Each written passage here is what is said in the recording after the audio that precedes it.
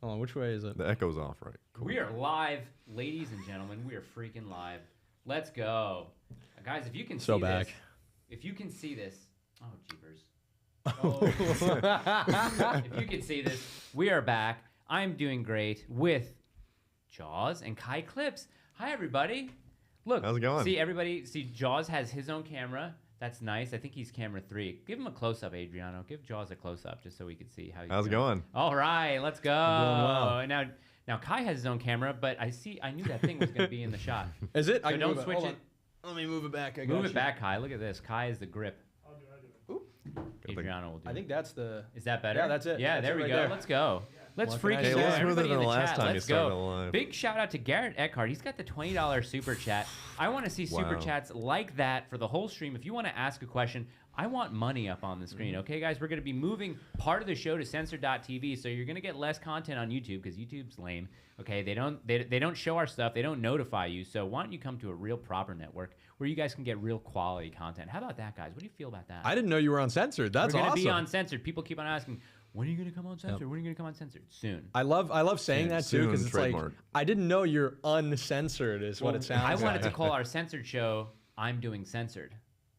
But it's kind of confusing. That's like, yeah, that's... Yeah. It's not on brand Rhetorically, enough. we got to work It's on it. too far. Okay. All right. Okay. So we have a lot of fun things that we're going to talk about. Is this, listen, Richard095, he didn't put money behind it, but is this what winning feels like? Mm-hmm. What do you I think it is. You're looking at it. Okay. We've kicked the women out of the show. This is what went. No, Oh yeah, no. sorry to say, Gina is at home with the baby. I mean, like, we had a really fun time at the panel last night. Let's say the baby didn't necessarily like acclimate herself to Gina being gone for the panel. The baby but, threw a rager. Yeah, the baby did throw a rager. And look, we got men's group comments in here. Kai's a little grippy. He is a grippy. I'm Like a a grip. Like a that's grip. a little sus.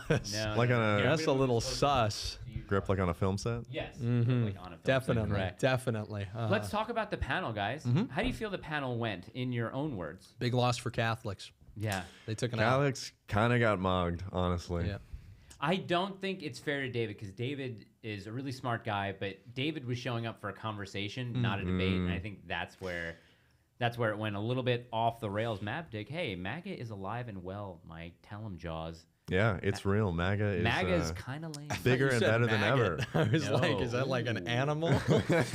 So the panel was great. We had a really good turnout, wouldn't you say? It's great. Fantastic Yeah, every seat was turnout. filled. Yeah, Yeah. and like just great people all around. Like, Well, every really, seat was filled because we put out the approximate number of seats for Real. people who bought tickets. So we didn't want it. But the to- tickets were sold out.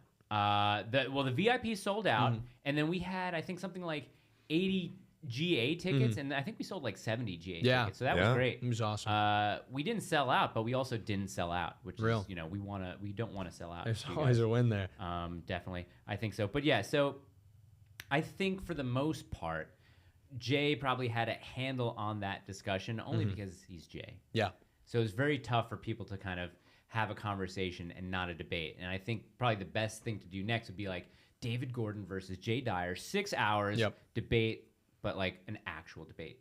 Yeah. Timed openings, timed rebuttals, Specific timed topic. responses, with a better moderator than me, who's Yeah. maybe more knowledgeable about Catholicism and Orthodoxy. Because Other you than that- get into that back and forth where like you will ask one question, but you've got a lot to get through, right? And that one question opens up so many different like conversations. And then of course with the added angle of there being a Protestant, it's not just the Catholic Orthodox divide. Sometimes it's like them ganging up on the Protestant. Right. Other times, I mean, I thought that the David really got The the two brunt Mormons of it. in the audience were just laughing the whole Yeah. time. Yeah. This is great. Yeah. This is what we love to see. There's no way we were getting up there. The conversation would have been, they would have just like beat us up. Well, here's the thing too. I think Gina and I, we had planned like 16 questions before the Q&A from the Yeah. audience. I think we answered 4. Yeah. I think we asked 4 rather. It was tough because they had really long responses. Yes. And we just couldn't accommodate. Yeah, and then we time. got to the questions, and everyone was like, "This is for the whole panel." Yeah, And so yeah, like those everyone were- had to yeah. give an answer, which was fine. But Well, toward the end, I was like, listen, if you have a question directed at one guy, we're Yeah. going to limit his response to about a minute. Yep. And it's tough because a lot of these questions are pretty deep. They're Yeah. about salvation, they're about grace, they're about things like purgatory. yeah, So for there was one guy like it was a good question, but he was asking about like everything. Yeah. yeah, it's tough. I get it. But There was one guy who didn't even ask a question. Yeah, he was just monologuing. He just talked about A little bit too long. Yeah, talked about just the idea of Reincarnation. Reincarnation. Yep, very interesting. Gina was like, I like the way you ended that because you just said, thank you. That was it. Yeah. So I think you guys should consider that. Yeah. And then thank you. Bye. You could have told them that at like a meeting. Yeah. It would have been great. We have a lot to talk about today. Some fun stuff that we're going to do. Obviously, we want to answer your questions, and you don't have to give a super chat to get a question answered. Because here is a good question: will the panel be posted on YouTube? I think after this episode, I'm going to put something up in the YouTube community, a poll. What day should the panel be released on YouTube? Christmas Eve, Christmas Day, or New Year's Day? I think it'd be fun. I mean, obviously, it's a 3-hour-long panel, so I don't know if people are going to devote 3 hours on Christmas Day. Maybe Christmas Eve. Maybe What do the you day guys after think? Christmas, given that week in between the holidays. 4 choices. like that. Eve, Christmas, post, Yep. and then New Year's Day. I like the post. You like the Yeah. post Yep, Christmas? 26th. Okay, well, Yeah. guys, That's nice. settle in here. Look at this Axeman. Jaws. When's the next tier list? And what would it be about? Oh, that's a great question. I've been brainstorming the tier list a little bit, but the last tier list I did was Pixar movies and kind of ranking them from most conservative to least Oh, yeah, I conservative remember in the that. tier list format, just because people enjoy that on YouTube. But there aren't as many bodies of work like with a film studio that are as I think balanced as Pixar is, because Pixar has some really based stuff, but then they have some more liberal leaning stuff. So I'll need to find like a good series or studio that puts out a good balance. I'm Once trying I to think, find is there even a director you can do? You know who you a can director, do? I was thinking Christopher Nolan. Christopher You do Nolan. that. I was thinking Wes Anderson. Yeah, Wes Anderson. That would be fun. On Chris Nolan a would be tier good. list as far as like which is the least conservative to the most conservative? Yeah, like thematically, like Okay. what message is the movie putting forward? So like we talked about Monsters Inc. Is this story about like manipulating children, and the heroes are eventually like saving the children. WALL-E is about like this industrialized, gluttonous society and how we need to actually steward the earth, which Right, a lot of right. people think that's environmentalism, but it's not when you look not. deeper. And the director Andrew Stanton's a Christian, but then we'd also talked let's about go. how like the newer ones are more left leaning, like Turning Red, talking Okay. about like disobeying parents and all that. I think awful. I'm gonna guess the most based Christian conservative movie that Christopher Nolan has done, Prisoners.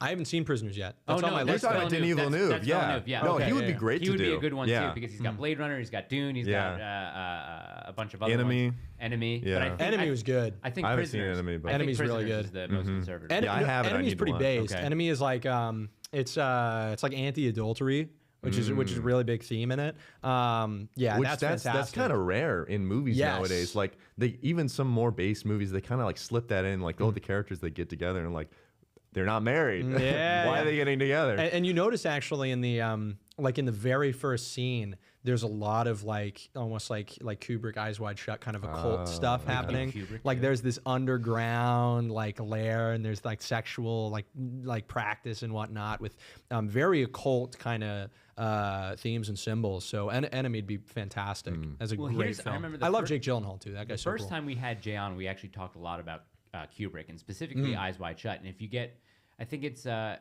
his Hollywood One book. He talks a lot about the symbology in Eyes Wide Shut. And I remember asking him, I said, if something is on the screen, is it a mistake or it's meant to be there? He said, everything you see on the screen, especially with Kubrick, it's meant to be there. Yeah. Really, any Hollywood movie, there are Yeah. no mistakes what symbols they use. These things are real. And I think with Kubrick, I think he started to see the sort of the satanic worship being involved in high Hollywood circles, and he was trying to expose that, and that's why he died. That reminds me of the there's this thing on like Instagram or it was Twitter. Somebody made a really big stink because one of the sets for one of the Harry Potter movies in the Gringotts Bank had, I believe, some Jewish symbol. It may have been a Star of David on the ground. And somebody said, "Why would they build this into the set? This is really anti-Semitic. It's a trope." And the Gringotts like Don't they kind of have they like, they the do like Happy stereotypical, like, Merchant yeah, kind yeah, of yeah. physiognomy. But turns out it wasn't a built set; it was an actual bank. And Yeah. so somebody in the comments is like, "This isn't like a set that they built. This is an That's a actual in bank England that they somewhere. shot in." Yeah. That's awesome. So Studio Ghibli, someone said. I'm not super familiar. Me neither. honestly. I didn't watch a ton of their stuff. Well, to follow up, they're Makes me like, a Mike, what's poser. your opinion on anime? I don't really watch too much. The most You I ever should. did was Dragon Ball Z when I was a kid, and that was about it. It's like all the people who watch a little bit of anime It's always always watch Dragon like the Ball Z. stereotypical black Of ones. course. It's Wait, what dra- does that mean, black ones? So Dragon Ball Z and what is it, Naruto are like the stereotypical like black people animes. Oh, gotcha, So there's gotcha. there's actually a pretty large, especially in like public schools, a large chunk of the black male population in particular. Specifically, like millennial, late Yeah. Zoomer.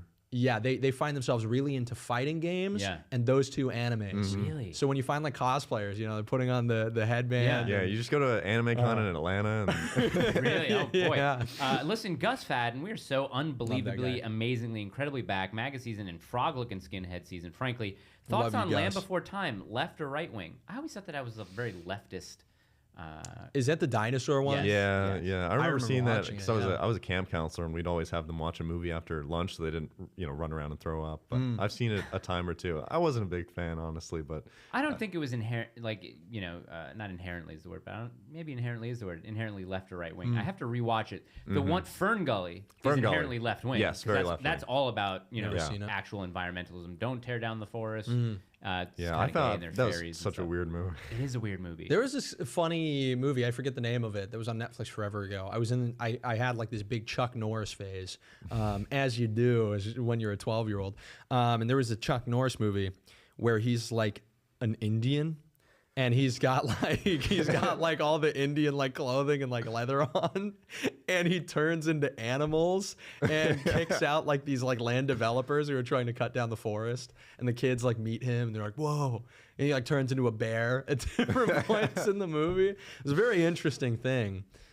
Guys, do you want to listen to an article that I wrote? Since we're going to talk about Ye, we're going to talk You about wanna start the with presidential that? bid. Yeah, why not? We're All here. right. We can start Also, publicly executing James Anderson White. Let's go. Oh, yeah. Okay, well, here we go. Nice. Before Yeah, that, guys, let's listen. see. The God is Great concert tee collaboration with Saint Wave is on the website. I'm doing merch.com. Go over there and pick yourself up one. It's a really cool tee. It's a concert tee, so it's got kind of like 90s retro style graphics on the front and on the back. Can they see it? It's got like, instead of the dates, it's got the topics of the panel. It's kind of cool. Nice. Go get yourself one.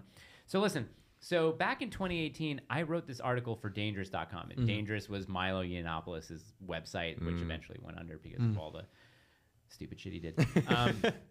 So the name of this article is Kanye's Red Pilling Was Predictable to Me. So do you guys want to hear this? And we'll maybe stop Yeah. every paragraph and break it down. Let's do it. Okay, here he goes. And this is, I'm not necessarily a writer, but I'm very proud of this. This was the most clicked article on Dangerous.com history. That's what they told me anyway. My more well-known years as a music photographer saw me working as Justin Bieber's tour photographer from 2011 to 2014. This 3-year stint provided me with 2 opportunities to meet Kanye, formerly Kanye, now Ye West. The first was a very special, intimate conversation between Kanye, Justin, a recording engineer, and myself in a studio on the west side of Manhattan. We spoke, or should I say, Kanye spoke, and I listened for about an hour. The second was after his performance backstage at the 2013 Governor's Ball Music Festival. How are we feeling so far? Good. Yeah. paragraph I didn't know number you'd one. met him. Yeah, twice. Mike has like the most deep lore. People just don't know this. It's nuts. It's really good lore. Yeah. I had dinner once with 2 other friends that were there that knew him with Joe Jonas, and it was awful. That dude's awful. Imagine. Yeah. Just someone was like, "Hey, do you want to have dinner with? I'm going to have dinner with Joe Jonas." I was like, "I guess." Did you ever meet what was his name? Waiting on the World to Change. You know that song? Oh, John yeah. John Mayer. John Mayer. No, You I know? never did. Heard he's nice. Yeah, I heard he's based. Yeah, He's like he probably misogynistic. is based, yeah. And Well, anyone that they hate, like on the inside, is really based. Like we have a mutual friend who was telling me that James Franco is actually really based, Oh, but really? that's why they James. Oh yeah, Yeah. real, yeah. that's why they shunned him. They weeded him out. John Mayer's got an incredibly amazing watch collection, vintage watches and stuff like that. Wouldn't new watches. surprise me. Yeah. Anyway, it's got like his watch collection is like $10 million. Yeah. Insane.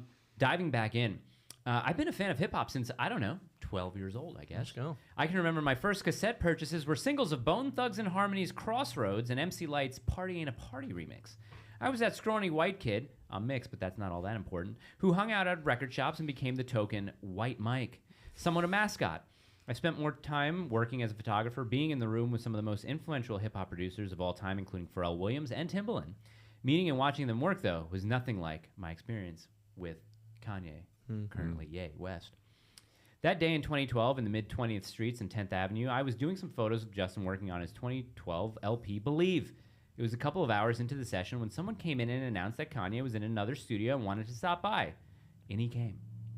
There was no entourage, just Ye with a laptop and a smile on his face. I actually said Ye back then. Let's go. Just Ye with a laptop and a smile on his face. The two pop stars happy to see each other. Justin played him some songs that would eventually make it onto the album, and Kanye played some songs that still to this day haven't been released, and I'm sure I'd get into some trouble if I named some of the collaborations on it. Kanye was talking about albums he was recently listening to. Current inspirations that what I'm sure influenced his 2013 platinum release, Yeezus. He started to talk about how he had this newfound admiration for the Beatles' Sgt. Pepper album, and for whatever reason, I decided to chime in. I said, have you listened to the Beach Boys' Pet Sounds recently? Kanye, looking a bit confused, said, nah, not recently. And I said, oh, well, it's just that the Beatles were profoundly inspired by Pet Sounds, and it is probably one of the main reasons Sgt. Pepper even exists in the first place.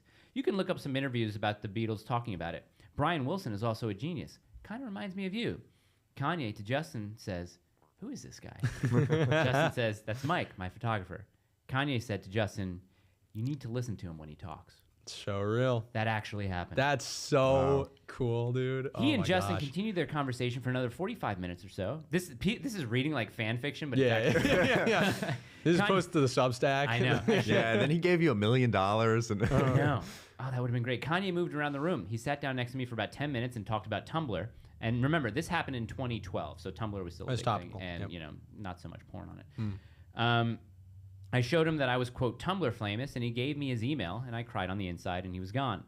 I knew about Kanye's telethon, George Bush doesn't care about black people incident. I didn't really care about that because, as I look back on it, Bush was an establishment GOPer, and I was always more of a hard conservative, kind of libertarian, who had just started admiring people like Andrew Breitbart, so I was never really that much of a firm Bush devotee or even supporter. I also knew Kanye was one of the more open-minded, extremely opinionated people to ever exist, so when it came to politics at the time, it didn't really affect my views on him or his music. Fast forward to last Saturday, April 21st, 2018, this is 4 years ago, Kanye tweeted that he, quote, likes the way Candace Owens thinks. This blew my mind. And for a couple reasons. I'd photographed Candace for a book I'm currently working on about new conservative thinkers and people of influence. I visited Candace, who is now serving as communications director for Charlie Kirk's Turning Point USA. Wow, this is a long time ago. At her home and shot some rolls of film and talked over lunch about why she became a conservative. The story was similar to that of any former leftists like Thomas Sowell, Milton Friedman, or David Horowitz. They were being lied to. Like Candace, Kanye had decided that he wasn't falling for the left's thought policing or victimization hierarchy. I was also excited because I knew that what was coming next. I knew he was going to express his admiration of Trump, and guess what? It happened. Yeah. People like Ben Shapiro will try to warn you, quote, let's not pretend like Kanye West is some sort of genius, unquote. But I don't think Ben understands the cultural significance of this. I also don't think Ben understands pop culture as much as he thinks he does. I mean, he still pushes musical theater from the 50s, so I'm not about to take him at his word on issues regarding Kanye West, regardless of his past potholes when it came to political blunders. But this isn't about Ben Shapiro. So here's why, to me, I saw this coming and why it is important. On the right, we don't have pop culture icons who are publicly endorsing Trump. Sure, James Woods is great, but he's in his 70s, and the last movie he was in that was relevant was 2013's White House Down, and he played the villain. Sure, we love Dean Cain, but I mean, 18-year-olds don't know who Dean is. The left has every actor and musician you can name. They have the representation when it comes to current pop culture, until now.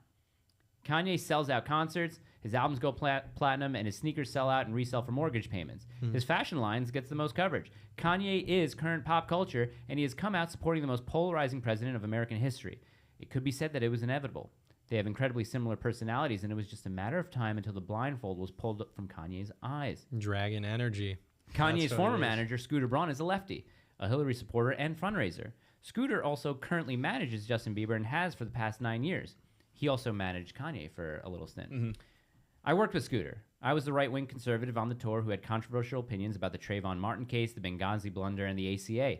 Scooter once even told me to delete a photo I had posted on Instagram of me at a gun range on an off day because Sandy Hook had recently happened and it was bad PR. Kanye wasn't falling for that type of shit, and I'm sure that even though the split was amicable, Kanye didn't want to be managed because in his own words on Twitter, I can't be managed. I'm also sure that he didn't want a leftist helping him to make decisions about his music or his personality.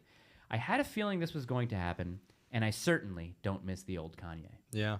It's so real. It's like what 4 years later now. Yep. None of it is less true. Yep. It's even gotten crazier. That's actually the Ben Shapiro part. I'm glad you touched on that. Yeah. His takes are like the worst ever around this stuff. He totally doesn't get it. And it's because he's worried about different issues. But this whole like the most NPC thing people say about Ye is oh, he's off his meds. He's crazy.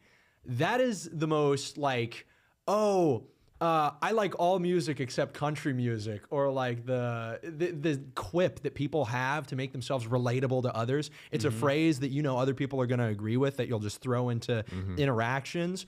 And so when somebody says like Kanye's crazy or he's off his meds, you can assume that either they're totally not getting any of the social movements that are happening, that they're really behind in tracking the pop culture of the time, or that they're just unintelligent generally. And this is a conclusion at which they've really arrived at. Because you listen to these Ye interviews, the recent ones especially, he is, of course, by his own admission, not the most eloquent and articulate person, but if you're taking some time to think about what he's saying, which most people should, but hardly any in the mainstream do, he's really saying insightful things. He's not saying them the way that like a Thomas Sowell would, but he is he's attacking and identifying the same things, the same patterns in society, and the fact that he's noticing them and making like a pretty decent kind of, or is formulating a decent worldview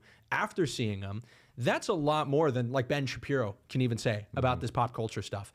And so when people play the like Kanye's dumb or he's crazy or whatever, I realize they just don't listen to him. And when they do listen to him, it's like, oh, he sounds silly, and they stop it there. It's very surface level. It's surface level thinking. We're not even listening to what he's saying now, but how many minutes, how many hours of Ye's music do you think Ben Shapiro's ever listened to? Yeah, like nothing. Nothing. He's like, it's like what Donald Trump said, because Kanye played something off 808s. Like, put on one of your hits. He's like, I don't know this one, play like Stronger. And it's funny because Michael Knowles will say things like, I don't really listen to his music that much, though I listened to that one, the one gospel album. And he's like, I thought that was really good. Yeah. I showed that to my parents. They loved it. Oh, they loved it? Yeah. Yeah, it's very. Jaws, what are your impressions on Ye? Because I know you might disagree with Kai about what he's doing now, and I don't know if you've expounded on that before. Yeah, just as background, like I'm not super familiar with the music. I'm never been a hip hop fan. Just full stop. Like I do recognize that he is a musical genius, and what he does, I think in that arena is a lot better than kind of the stuff that gets sloughed out, especially by other artists that are not as popular, but. As far as the recent escapades, I agree. Like especially in comparison to someone like Ben Shapiro, he definitely has a pulse on pop culture and an influence in pop culture that few other people really have. My criticisms kind of come in how that was handled, and I think he took things a little too far in how quickly he moved on from just the pattern recognition and asking these questions to where I think a lot of people are going to discount what he's been saying. Not saying that everything he's saying is correct. A lot of it is, a good red pill that is introducing some of these ideas to people that otherwise would not hear those ideas. But I think the way that he kind of played into the false dichotomy of either you're normal or you're absolutely crazy. I think that may discount the people that will actually listen to what he's trying to say. It's so cringe though too, because there's that show Breaking Points with Crystal and Sagar, and I keep on getting served their videos. I don't subscribe to them. These two are sellout grifters who want to claim themselves as being independent, but what happens as soon as Are those the two black ladies? No, it's Crystal who is on they were both on the Hill. It's this There's guy, another Sagar chick named Diamond Crystal. and Silk, Oh, I Diamond and think. Silk. Yeah. That's right. No. Yeah. But they're just establishment hacks when it comes to it. I'm just so tired because they say we're independent, we're like critical thinkers, blah blah blah blah.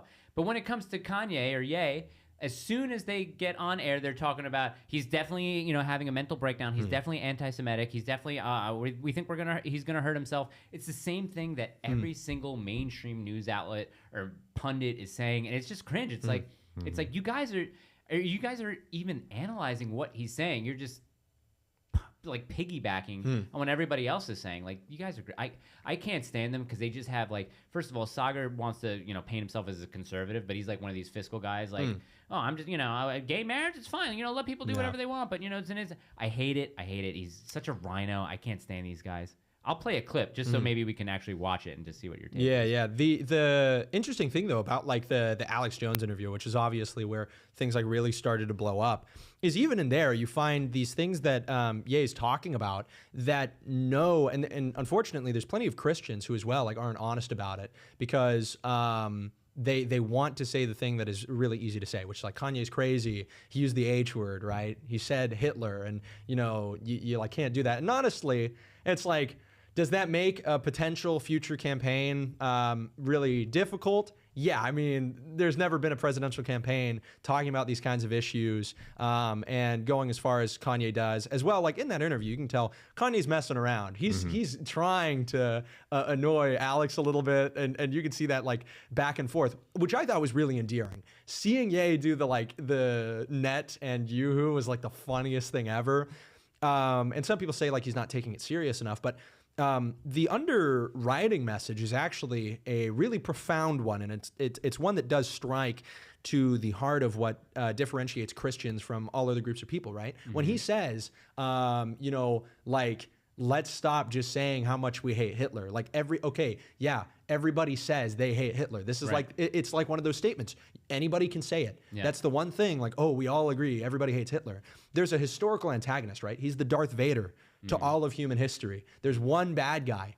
But the Christian ethos, the Christian ethic says, look, even Hitler arrived on this earth, right? Which means he chose God, right? He chose God's plan. It means that there is not this like metaphysical evil that can be attributed to even Hitler. And so Ye is saying that. He does say it in a way that provokes a lot of people. He says, there's a lot of things I love, and every human being brings something to the table. Well, yeah, he said every human being brings something to the table, especially Hitler. The especially throws a lot of people off. But if you cut to the heart of what he's saying, it strikes fear in a lot of people because they have not fully embraced a Christian ethos.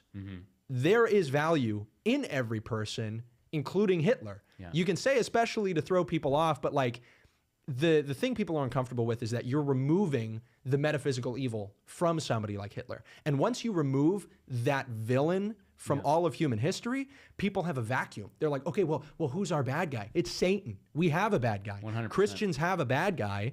And to be honest, Hitler is not Satan. Right. Hitler is somebody who made lots of bad decisions, not particularly Christian, killed many people. There's plenty wrong, but who isn't saying that? Even on this scale, why isn't he? Why is he the boogeyman, but Stalin's not? Yeah, Stalin's not. Mao, Pol Pot's not. Genghis Khan isn't. Attila the Hun. Like all these people, they're okay. You can put Che Guevara on a shirt and walk around a college campus is fine. But if you do Sex Pistols and you put a swastika on your shirt just to be provocative. You get expelled, or beaten up, and that's the dishonesty as well. Just to wrap up, is like so much of it is to provoke. It's to kind of troll, push the envelope, test waters. That's a lot of what Ye is doing in funny ways, but also intelligent ways. And so many people like Ben Shapiro, these pundits, switch off any critical thinking and have like this gut reaction of like, oh, he said this thing, and it's like alarming. It's like, that's what he's trying to do. Kanye's trying to piss you off. 100%. You're falling for it. You're the libtard.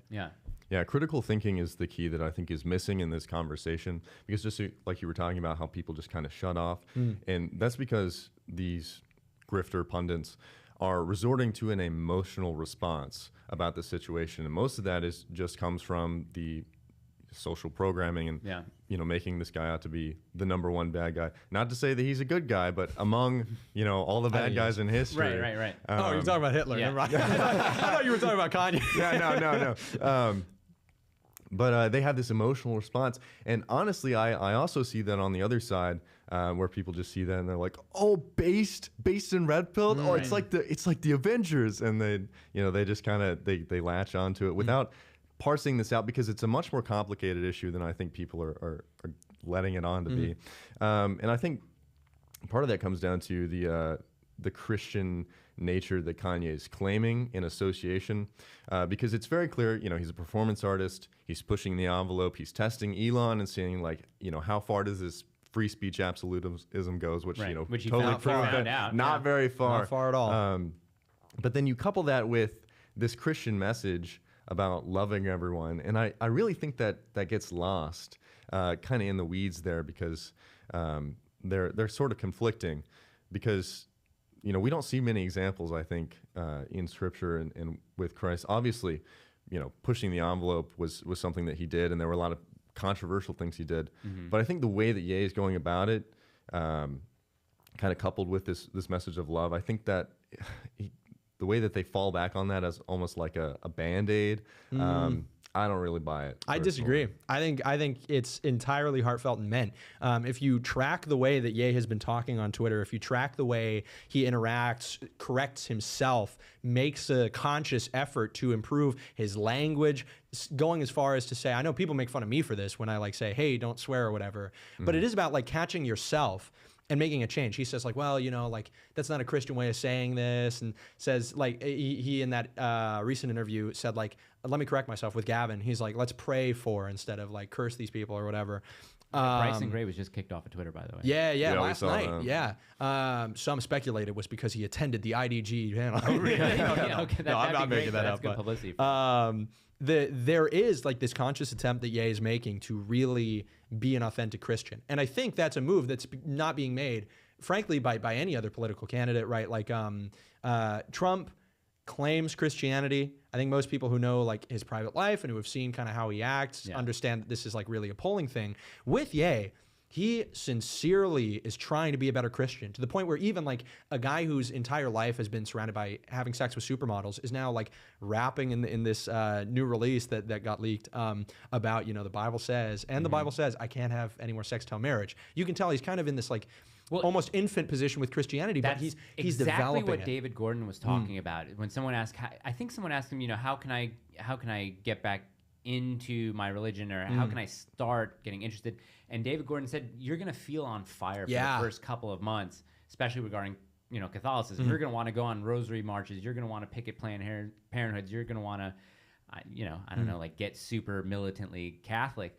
But then that wanes off. So are we kind of in that, you know, first infant 2 months of Kanye? But he's been doing Sunday services and stuff like that. I went to one in Salt Lake. I went to a Sunday service in Salt Lake. It was amazing. This was this incredible show. He has been doing that. He's been talking about the family values, and every single step of the way, he hasn't been moving back. Like the more interviews he's done, the more he has said as well, like, I love Jewish people.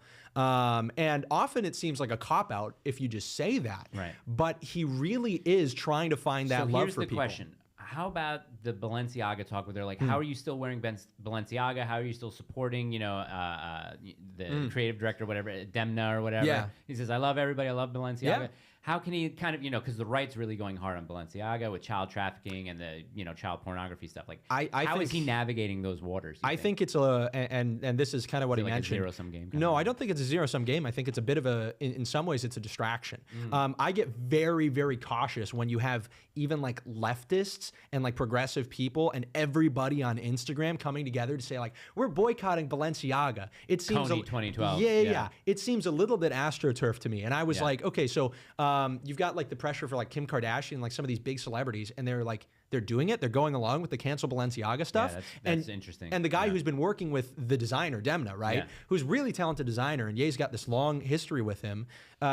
He's like, look, I know this guy's character. I've got love for him. I don't think this guy's like a pedophile. I don't think this is happening. Right. And so you can say, yeah, there's really fishy stuff happening with Balenciaga, with all of this industry. But Kanye is showing love to people who he knows the character and nature of. I felt a little bit of a distraction type vibe. Yeah. When everybody started coming out. Well, and that's the thing, is everybody does. And when everybody jumps onto something, you need to stop yourself and say, like, hold on.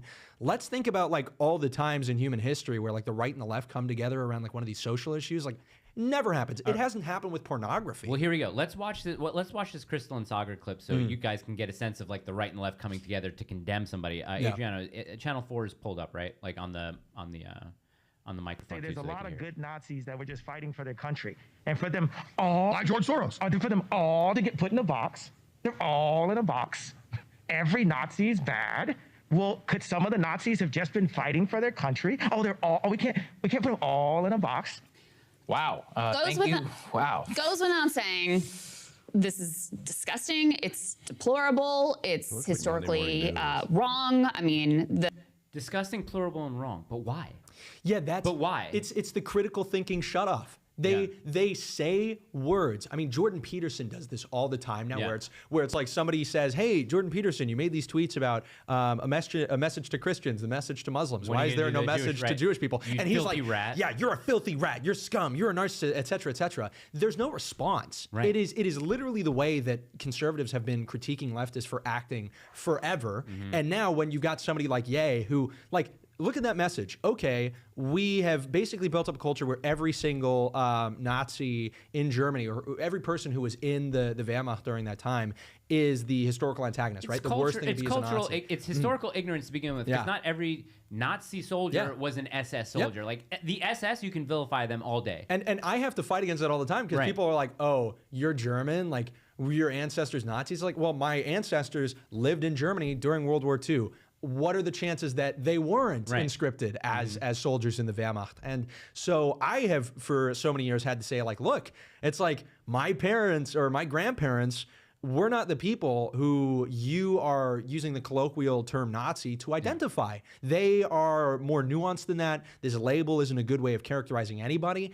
And so this conversation is something that does require a little bit of nuance, and people are afraid of that because you're stripping the historical thing. Who is the villain? Because Stalin during World War II and directly after it killed so many more people than Hitler ever did. But I don't even want to switch to that paradigm though, because then it's like it being like the numbers and no, not even that. It's just like it's the paradigm of like, okay, well, Hitler was really bad, but we don't also talk about the other people. Why don't we switch the paradigm to like, plenty of people have done plenty wrong. It shouldn't be a competition to find one person to be metaphysical evil. Yes, yeah, right? I agree. Because an individual person is not metaphysically evil, right? I mean, they may do evil things. They may be corrupted by an evil spirit, et cetera, et cetera.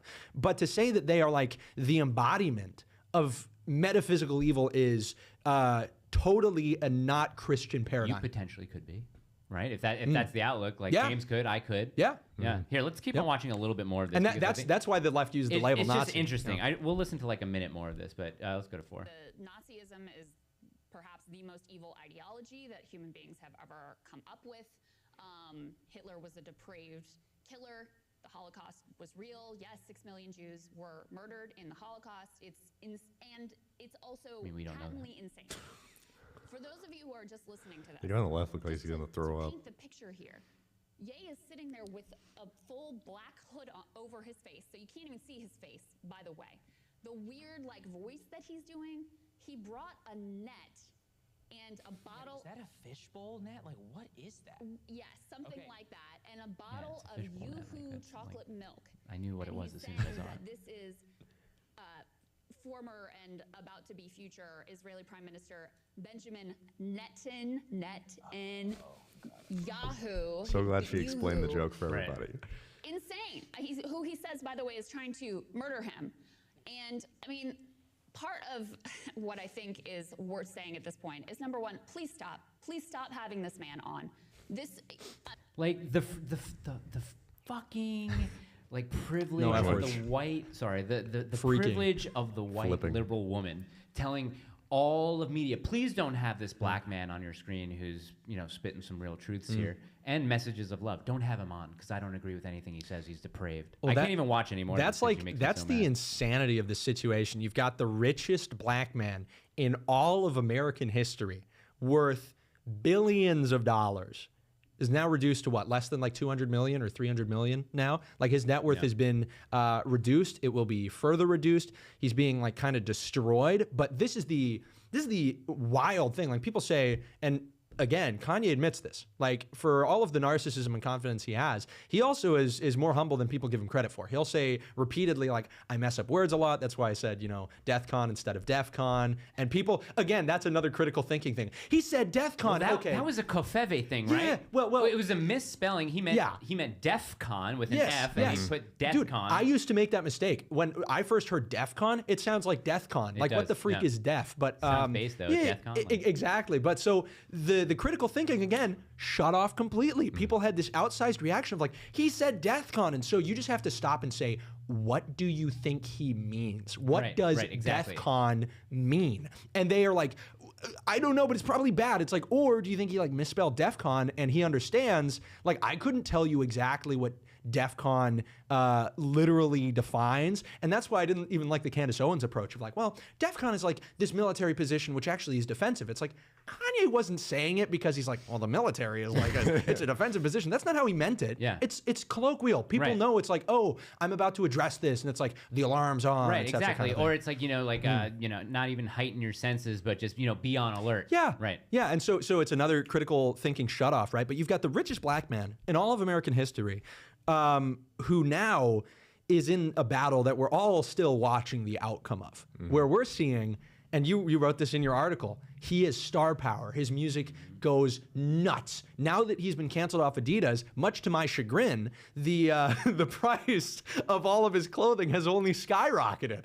I thought, okay, if he really pushes the envelope here and he gets canceled and the Yeezy Gap stops selling, luckily I got some in time and I'm buying some more, but if it stops selling, it's going to start to be cheaper because people don't want to buy from like an anti-Semite. No, it's more expensive. And you see this on TikTok all the time. TikTok is a pretty good way of catching the pulse of like pop culture and kids nowadays. The #1 video you see about Ye is I forgive Ye because he put out this new banger with the soul sample. And so Kanye's stardom is juxtaposed to like the like crazy amount of push he's put against like typical acceptable political speech. And so these two things are at a conflict, and I am optimistic that his star power is going to overcome his cancellation. I don't think you will ever be able to remove Kanye's status from public life. He is the most influential artist of the last decade. He is one of the best designers, one of the most visionary people. He's not the most eloquent or articulate, but there are so many things that he has that he is defined by in the public consciousness that you can't destroy him. You can't memory hole Kanye. I think, and Dr. Easley raised this last night on the panel about your cell phone, social media, but porn especially. Porn especially is probably the most #1 evil enacted on men in our society today. I think if more people sat and listened to what Ye had to say about abortion and about porn, I think it could really, really change society. Because there are people that are talking about porn. A lot of people are doing this. Like Elon Musk is talking about it. Your favorite influencer on Instagram is talking about it, but no one has the clout and the reachability that Kanye does on these things. And when Kanye gave his 2020 speech during that presidential run, and he was talking about abortion, I think he probably brought some people to the anti-abortion side who could have at one point been pro-life. I thought that speech was was a little off the wall and kind of all over the place, but that one particular segment. Oh, that he was. They were wiring him with meds that he shouldn't have had. He talked about that. Harley Pasternak, his trainer, right? But yeah, that was like the thing is you feel he really does care. So that's why I don't like he's just falling back on loving everybody. I think he really means it. He, as all people, struggle to show it all the time, but he does mean it. Like when he talked about abortion, there is of course the thought experiment is like, what if you aborted Mozart? It's like, how about his dad almost aborted Kanye West? Yeah, exactly. Yeah. And so there is like me listening to that, I felt more of a sympathy and an understanding for like the unfairness of the black experience. I thought he better articulated it than any leftist or progressive or pundit ever could, because he's lived it, he's felt it, and he means it. He has no ulterior motive. Kanye is honest. So that's. What do you think, Jaws? Yeah. So what I was saying about the Christianity, I'm not here to say that anyone is like Christian or not Christian. And honestly, considering that he has lost his family over this, I'm less inclined to question how genuine his conversion is. And I understand like when you're, especially in that environment, like you're not going to be spot on everything, and it's going to take time to learn those things, as it does with everyone. Everyone's on that journey, in that process. So as far as like saying like, oh, he's not Christian, he's just throwing that up just as an excuse. I'm not saying that to say that he is disingenuous. But I will say that I think that the InfoWars interview was a mishandling of the opportunity that he has, and kind of using that as a Band-Aid over it to. The Gavin interview was better. Right. I didn't see much of it. It was. I thought it was pretty funny. Yeah. I think the InfoWars it was too much too quickly, and it wasn't maybe handled. He tried to match InfoWars. You know what I mean? Like maybe Oh, he tried to did. match Alex. And Jones. ironically, as much, like yeah. Alex Yeah. Jones was incredibly uncomfortable, which I've never seen him. I loved before. it. Well, I was that's what I feeling, loved. I was Yeah. wondering if Alex Jones was like, oh God, I'm gonna be, open to more lawsuits. Here we go. Well, that's like the thing with Alex Jones. People don't really notice this, but because we all hear that he's like the craziest conspiracy, like, crazy person. That's what we hear. That's what we see in the not. media. He's like libertarian. Right. He is like libertarian. He is probably like libertarian on the position of like same-sex Well, marriage. he like, shut down. Well, remember Yeah. he brought up like, why don't we have a third party? He said no. Yeah, this guy is not very extreme, honestly. He just really likes to get into some of the conspiratorial stuff, much of which is true. Like, he's been vindicated on a lot. But the way the media has made him out, everybody thought that this guy was going to be like the one talking about Hitler, right? Right, exactly. And so it is interesting as a right-winger to see that that's not really how Alex Jones is. And that was a wake-up call for me. I remember watching a few interviews he'd done years ago, and I'm like, really? Alex Jones sounds more blue-pilled than I would have imagined he was. So it was funny. And you could tell, again, it's about like thinking about it like a real human being. You could tell Ye was trying to push Alex Jones. He thought it was hilarious seeing Alex Jones kind of squirm. And frankly, I did too. I thought that was a really funny Yeah. thing. And- Go ahead, James. Yeah, I think with the Christian stuff, and when he talks about loving everyone, I think we kind of have to define like what that means in a Christian context. I think the way that he was presenting it is more of this liberal, like I love people for what they contribute and their humanity, which from a Christian perspective, we love everyone because they're made in God's image and we want to spread the gospel to them. But I think in this situation, it was less that and more so just this almost like egalitarian kind of perspective. And I think that the way that he presented that wasn't with kind of how, as you did, with the, I hate the word nuance, but the tact required for such an issue, because even though, yeah, it's important to push the envelope, but Paul talks about, deferring to the liberty of different people and the sensibilities of different people. And I think him as a teacher, New Testament also talks about teachers being held to a higher standard. And I think that didn't have the tact that was required for the sensibilities of the people listening to him. And that's why I worry about like, the anti-abortion stuff and some of the related points that people may just write them off. And I agree, he does have the star power, and there definitely are going to be people who just, they gloss over it. Yeah. But I think that we as Christians and those who speak the truth, we have a really high standard to aspire towards, Yeah. especially when we're in positions where we have influence. So that's really, it's my criticism, and it's not a disavowal. I think we have an issue kind of in this sphere where people conflate disavowal and disagreement. Yeah. They're not the same thing. The three of us disagree on a lot of things. I mean, we probably agree on more than we disagree. Yeah. But we disagree, but we're still, we're friends at the end of the day, and we all want the better for each other and the better for this country. I just see it more as the people who are speaking out about it, who really don't have any idea what they're talking about, is just for the grift. Like Steven Yeah, Crowder, it's for the grift. it's the emotional response. Yeah, I think Because so too. it is intellectual laziness, right? Because and I've dealt with this myself, where there's like topics where I think the answer is like really clear because it's resonating with a lot of people. I won't even do the due diligence of thinking through all of the facets of it myself. And that's where like Steven Crowder and the people you showed on that video, that's where they're sitting, where it's like deplorable, list of things Hitler did wrong, and he's an awful person, and Ye's disgusting, and you can't say that, and it's the Jordan Peterson retort.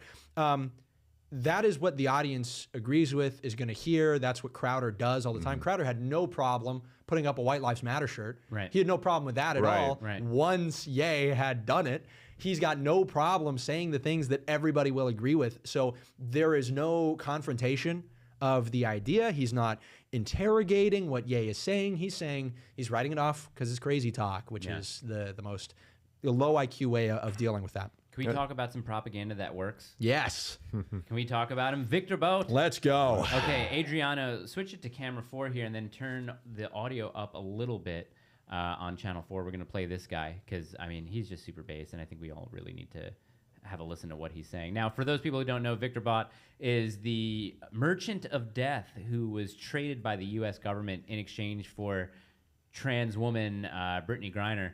I mean, I think she's a trans woman. We all see the pictures. I mean, don't even say trans woman. Just Oh yeah, just he's a dude. Brittany Griner's a dude. just a dude. Okay, let's watch this clip real quick. Future for Russia looks bright. Do you hate America? No. You know, in fact, knowing many inmates, I figure out we're sharing way more common.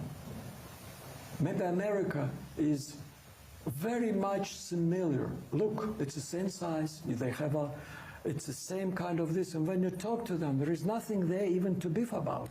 We are naturally, you know, born not to be enemies. And whenever there's conflict, it's elites. You know, every, you know, American I met in a prison who is from rural area was very easy to deal with. He has no problem with Russia, and he was curious about Russia, despite all propaganda. They're losing their Christian values. They're losing their families. They're losing literally their countries.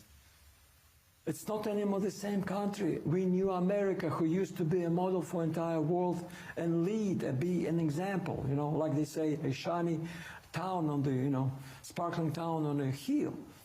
And this is, of course, pity. It was a strong country who was really a, you know, industrial might, you know, this one.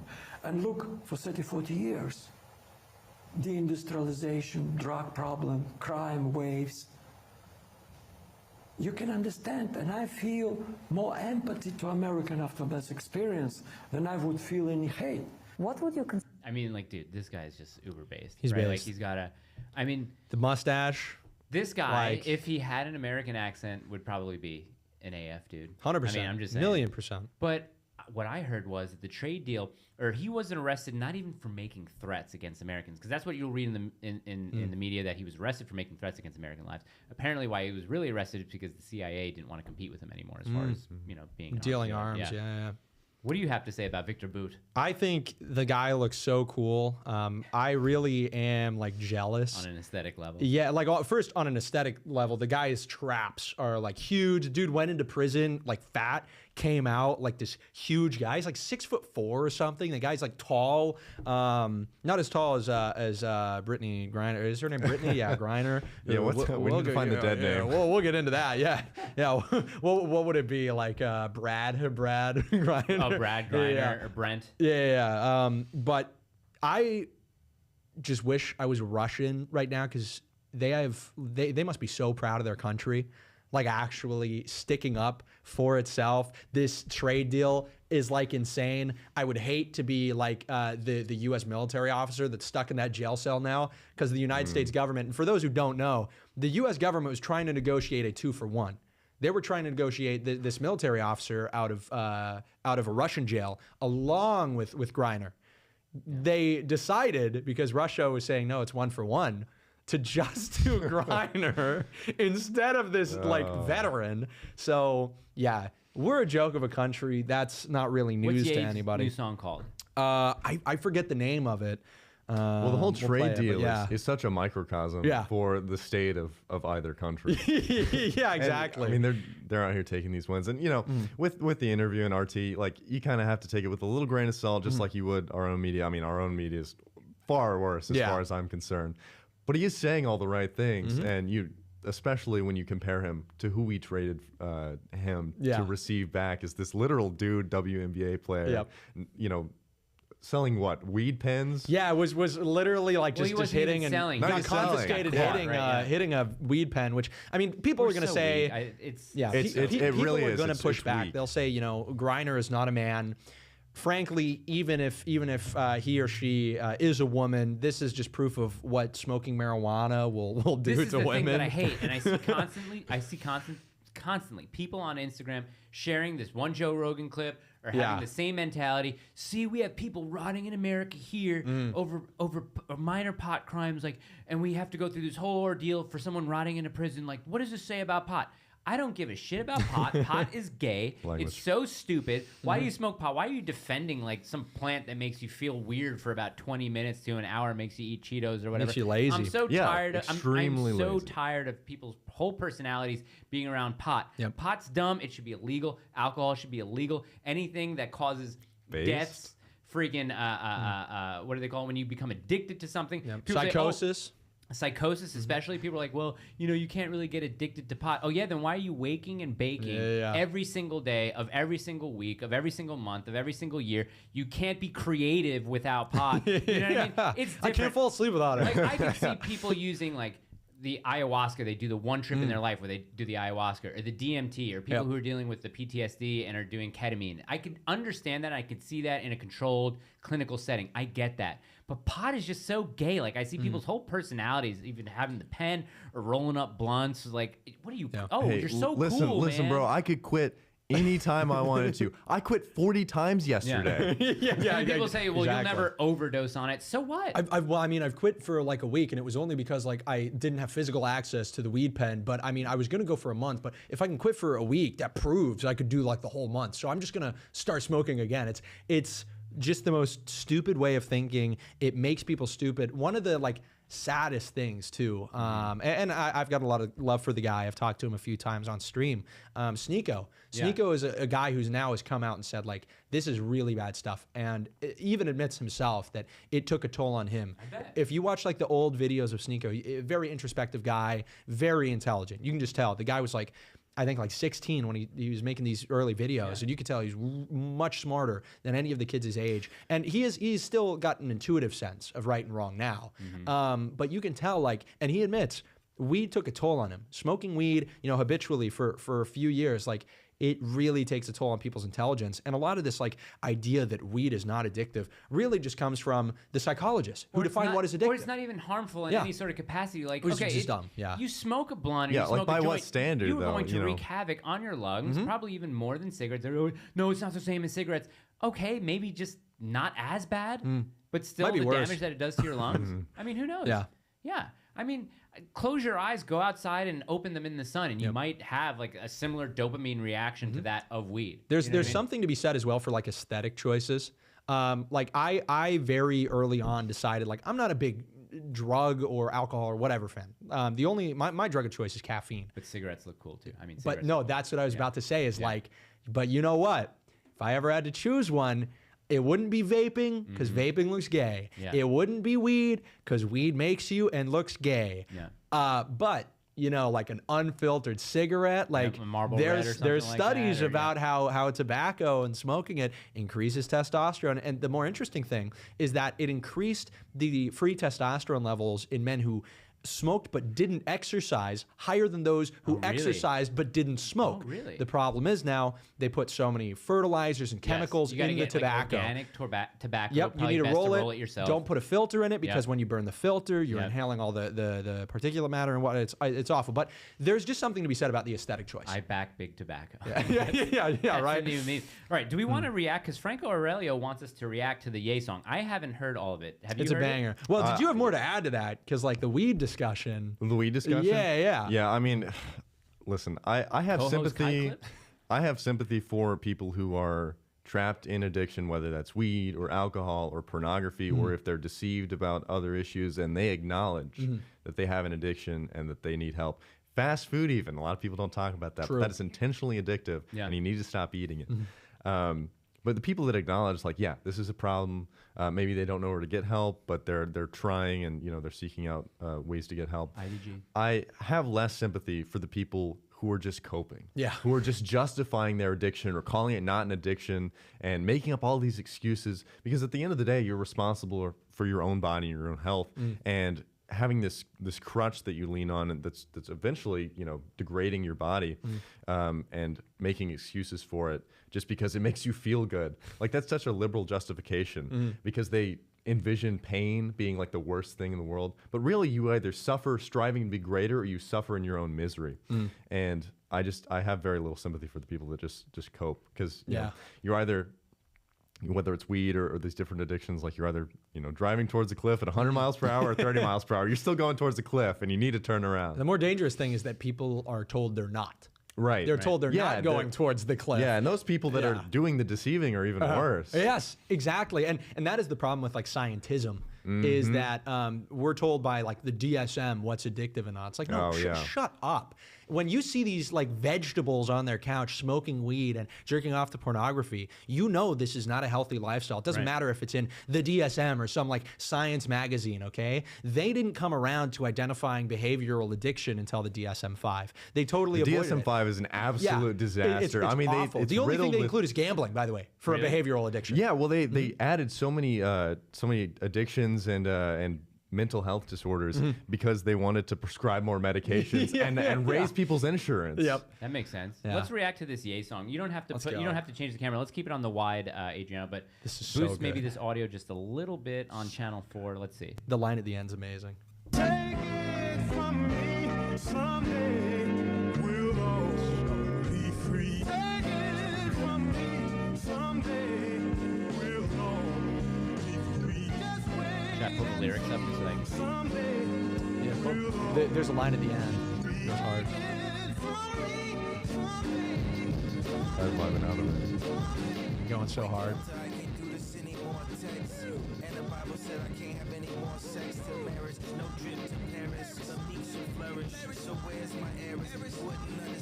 He freestyled this on Gavin, I think. Really? I forget where, but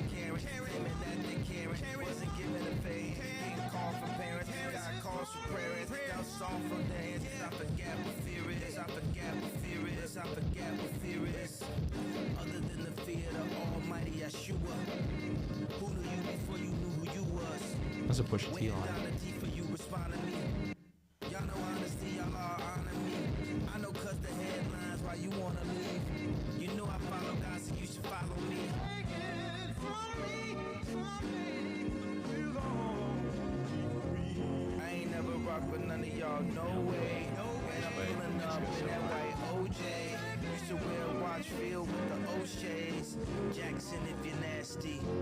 Tweeted DEF CON, now we past 3. It's so good. So what's that line? Tweeted DEF CON, now we passed 3. Tweeted DEF CON, now we They're past We're at DEFCON 3. 3. We're at 2. Goes so hard, man. There's an outro with Alex. Yeah, the clip's hilarious.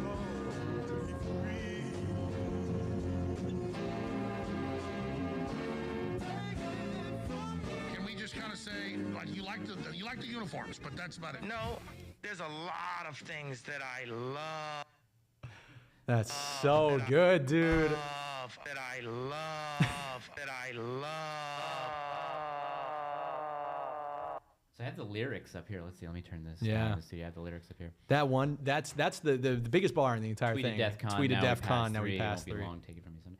I'm pulling. I never rocked with none of y'all. No way.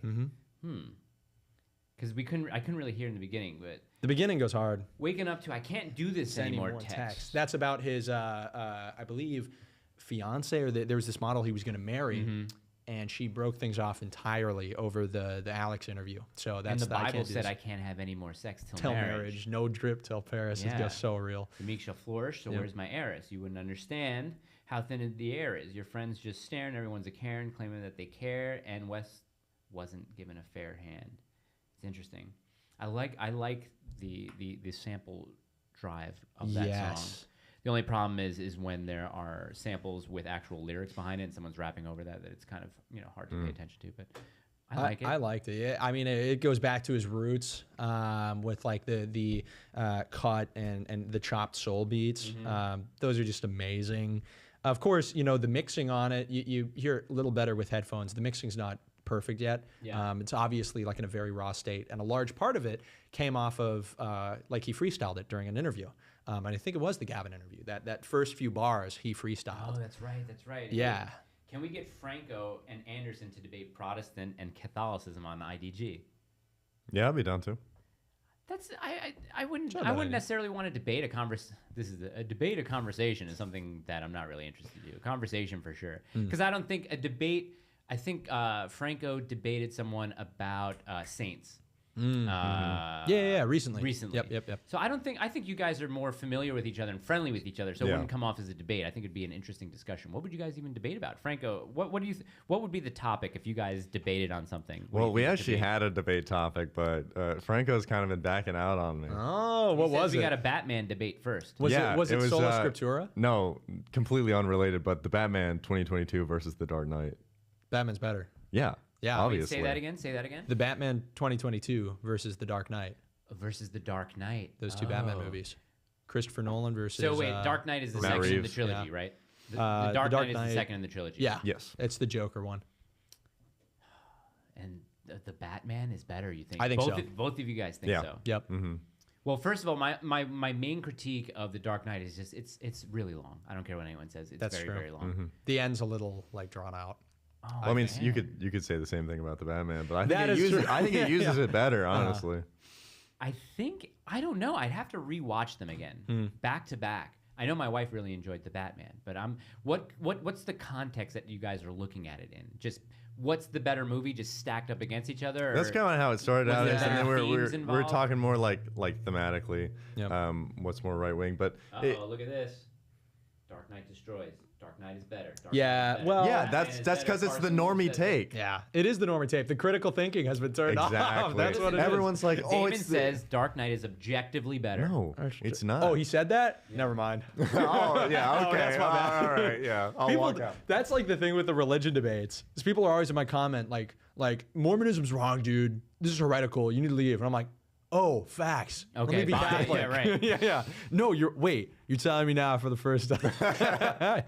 Wow, I didn't know that. I disavow Kai. Hey, look, man, the Pat Bat is the way to go. I think stylistically, there's no comparison. No Matt question, Reeves dude. stylistically did way better than Nolan. Nolan has the very gritty, like kind of reality, and I like that. but as even though far- that's, they're based on different Batmans, right? It's a Kind of. different interpretation, but even though like the stylization is one thing, like I think that plays to the Batman's strengths more because you have two movies where the Dark Knight is praised as like, oh, it's so realistic, it's set in the real world, it's like so grounded, whereas the Batman, 2022 is more fantastical. It really embraces this atmosphere, and it doesn't try to be realistic, and I think that's one of its strengths because where the Dark Knight fails for me is that it takes itself too seriously, and I think it kind of loses me with how goofy of a movie it actually is. Like, the Joker's iconic, of course, but like it's kind of a silly character, and like when he's running around in the third act with the glowing eyes and like the phone stuff, and it's just kind of ham-fisted like George Bush Patriot Act critique.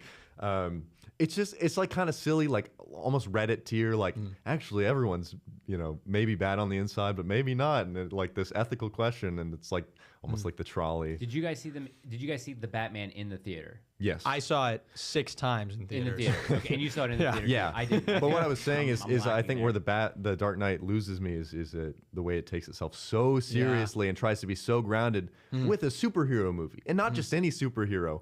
Batman, the guy that has no powers, that's this billionaire that has a suit that runs around, at night and beats people up, which in the Batman, it works because it embraces that silliness and that unreality, and it embraces it in such a way that it influences the stylistic choices that makes it a more cohesive film. You've got like the wingsuit is like the like rubber things, and he's like really getting hit. His body armor is literally just plates even though of it's metal. less realistic, it feels more real. Yeah, no, well, I think it's grounded, right? It's like they opted for realism in The Dark Knight. This one feels like grounded. Gotham feels like this dirty, real. grimy place. It's a real spot. Tangible. I was a big Dark Knight fan. So here a couple. That's of things. literally my lock screen, by the way. Oh, wow. That's literally the Batman Drifter, and then the other one is 2 years of nights. Yeah, turned me the into other a one is nocturnal animal. Pattinson looking just so Dapper. keen. So on it. here's something from Gir Juicy showed Jimmy Dory talk criticizing Breaking Points. He might be coming on the show in April, so we'll have him talk about that. Now I have debate topics. If you super chat us a debate topic, we will talk about it. Debate topic number 1: debate Breaking Bad versus Better Call Saul. I haven't finished Better Call Saul. I haven't seen either. Yeah, I've but seen Breaking Bad. I don't one watch season. a lot of TV, honestly. I'm enjoying Better Call Saul more. Why is that? I couldn't tell you honestly. This is just like an intuitive thing. Honestly. So my in-laws are in town, and they asked us, "Have you guys seen Breaking Bad?" I said, "Yeah, we've seen it." She said, "I can't get into it. It's a little bit dark. It's not." I said, "Well, it is. Yeah. It's about a guy making methamphetamine because he has cancer and he wants to make a lot of money for his family and leave it to them." So. It's very well written. It's like well acted, yeah. but there is like this kind of grittiness to it, and like all the episodes do kind of go on for a while, where it's like, and then all of a sudden, like there's a plane crash, and this like throws off like the right. plot a Yeah, little that's bit, right, and yeah. it's like, hold on. There's a plane crash. It's like, I suppose that could happen in reality, but it is still kind of like fantastical That was compared to the season rest 2, of the plot. right? I think so. Yeah. Season 2. Look at this guy. Yeah. I feel bad for all the Batman fans. They don't know of their own illness. It's such a normie So take over. to be like So like over. every list has The Dark Knight like as best superhero Yeah. movie of all time. It's because it's been around for Yeah. you know over 10 years. And at that's this point. coming from a guy that looks like Heath Ledger, by the way. So real. Oh, This that's guy, right. yeah. Well, guys, can we talk about something real quick? If you haven't watched Jaws' last video, it's called "Is Art Dead?" or "Art Is The Dead?" thumbnail's like who killed art, Or but Who Killed the Art. premise Very is Nietzsche. like is how liberalism killed art, because there's this whole misconception that art is this inherently liberal thing. Like I saw this tweet one time. It's one of the worst takes I think I've ever heard, but it was saying like art is inherently liberal, and like it's like artists are always progressing, and like this was from like a sort of conservative libertarian type. I don't know why they were arguing this, but yeah, what were you gonna say? No, I was just saying, I think a lot of you guys should go to his channel, subscribe, and watch this video, because of all the videos that he's done, this one has been the most interesting for me personally, because I think it's one that no one else has really kind of gotten in that territory. I mean, E. Michael Jones talks about this stuff, and he just wrote a book about it. yeah, Yeah, you got to get that. You're gonna love it. I got a signed copy when I saw him at the event. But no, yeah. I didn't have my wallet. It's over for you, hard, dude. It's hard to digest, because I even got to that point of Impressionists. Like, I love a lot of Impressionists, and Monet, Manet, all those guys. Degas was here an Impressionist as well. Like, that art, you know, subjectively, I look at it and I say, oh, that's good art. But when you start talking about the breaking down of fundamentals and the breaking down of, let's say, technical virtuosity, I guess, was really, really interesting to me, because you have the Impressionists, and then you get to like the Neo-Impressionists, and then you get into the, you know, the abstract, and I'm like, okay, this is a slippery slope to apply to anything. You can apply it to art, because once you get past the, you know, beautiful medieval paintings, frescoes, cathedrals, what are they called? The huge things that are on the walls. Mosaics. Mosaics, Yeah. like all that stuff. Triptychs, diptychs, all that sort of stuff. And then you get down and you go Impressionist. You say, okay, I have to be far away. Oh, that's really cool. It's kind of intriguing. And then you get to someone who, like even Van Gogh. I like Van Gogh, but he kind of falls in that where he's kind of breaking things apart. And Yeah, you know, that's really on the cusp, because I said this in the video. Like the Impressionist paintings, like a lot of them are nice to look at. Like it's kind of hard. You know, I've had these debates with people before, but they're like, Impressionist, like it's so pretty. Like how can you hate this? And it's not that I hate it, but once you know the history and the intention The salons and all behind that those stuff. those paintings, and how they were very intentionally rebelling against what's, I think, pretty objectively much better artworks, like these massive oil paintings that are just so beautiful to look at, and you really can't experience them unless you see them in Right. person. Real. They have a lot. I mean, any major city probably has a good Yeah. art museum. Yeah. Very underrated, but they have a Frist here. They have a Frist art museum that's really good. in oh Nashville. really? Yeah. Nice. But yeah, with the Impressionists, their intention was to rebel against that, and then it started, just as you said, the slippery slope. And there was a small detail in the video where I was talking about the eras, and I had like a text graphic, and I still call it Impressionism art and post-Impressionism art, but once you get to the avant-garde, I didn't want to call it art anymore, because it's not art. It's just It's really weird too, because Picasso was a very gifted artist technically. his early stuff. He was a prodigy. He has stuff yeah, from like especially 12 his- years old. his It's sketches fantastic. and things like that. But then I guess what he got really well known for was that brutalist, abstract stuff that it's not pleasing to the eye, but for whatever reason, you know, the normie liberal in New York at the Met will be like, "Oh, this is gorgeous." What's Very the interpretive. the painting? I forget the name of it. Very famous with the clocks like folding. Oh, over. Yeah, Dali. Salvador Dali. Yeah, So yeah. they were a little bit later, kind of on the tail end of the avant-garde, but they were really inspired by Sigmund Freud. But Freud kind of Which thought their cringe. stuff was nonsense, which was kind of funny. Like they looked up to him, and he was like, Have you not ever a seen fan. the movie Turner? There's a great movie. There was a guy who was in Harry Potter. I think he was a character in Harry Potter. But he played James Turner, James Turner was an English painter. I think like the mid-1800s, maybe earlier. Look it up, whatever, and then correct me in the comments. But he did beautiful environmental landscapes, mostly of the ocean. And if you watch the movie Turner, it shows how artists practiced and then displayed and even sold their art. So huge galleries in England that were commissioned by the king, were commissioned by the royal family. And these guys would be in these huge gallery spaces in museum touching up their paintings and just huge landscapes, and they'd have other smaller galleries that they didn't feel the art was good enough to be in the main gallery. Well, they had standards, and they gate capped. They did. And one of the funniest lines is, it's also, I love the way people spoke back in like the mid 1800s in England, because Turner goes through, he's looking at his paintings in the huge room, and then he sees one of his paintings in the anteroom or whatever. So he sees one of his friends, and he's like, "Oh, George, what are you doing here?" He's like, "In the anteroom yet again." And he's like, "You will never be pleased with yourself." He's like, "How can I if I'm in the anteroom?" And it's just funny. I love those things. It's what you talk about, standards. Yeah, and people would actually have to aspire to make something that was beautiful and like objective standards. Yeah, objective. But the movie Midnight in Paris, do you remember? Have you seen Midnight in Paris? I have not. So Owen Wilson basically is in Paris, modern day, but he gets transported back in time. Oh, so he yeah. goes Yeah, I back know into the the premise. early 1920s, and there's a character played by who's the woman in Kathy Bates. Oh yeah, because I heard about it, and like I heard the people he Right. interacts with. I was like, this so sounds she dumb. was like kind of this woman who made someone an it artist. Like if you brought your art to her, she would say, "Oh, this is great. Yeah, this is great." She made you famous. And it was Picasso going there. It was Dali going there. So it turned less objective standards into more subjective standards by people who had some sort of clout. Right. Well, I talk about that in the video, and there's this, certain group of people with a lot of wealth and influence who actually were the patrons of these artists. Because artists have always had patrons throughout history. Like you need funding to be able to do this and live on your own. But there was a specific group of people who had a vested interest in subverting the salons.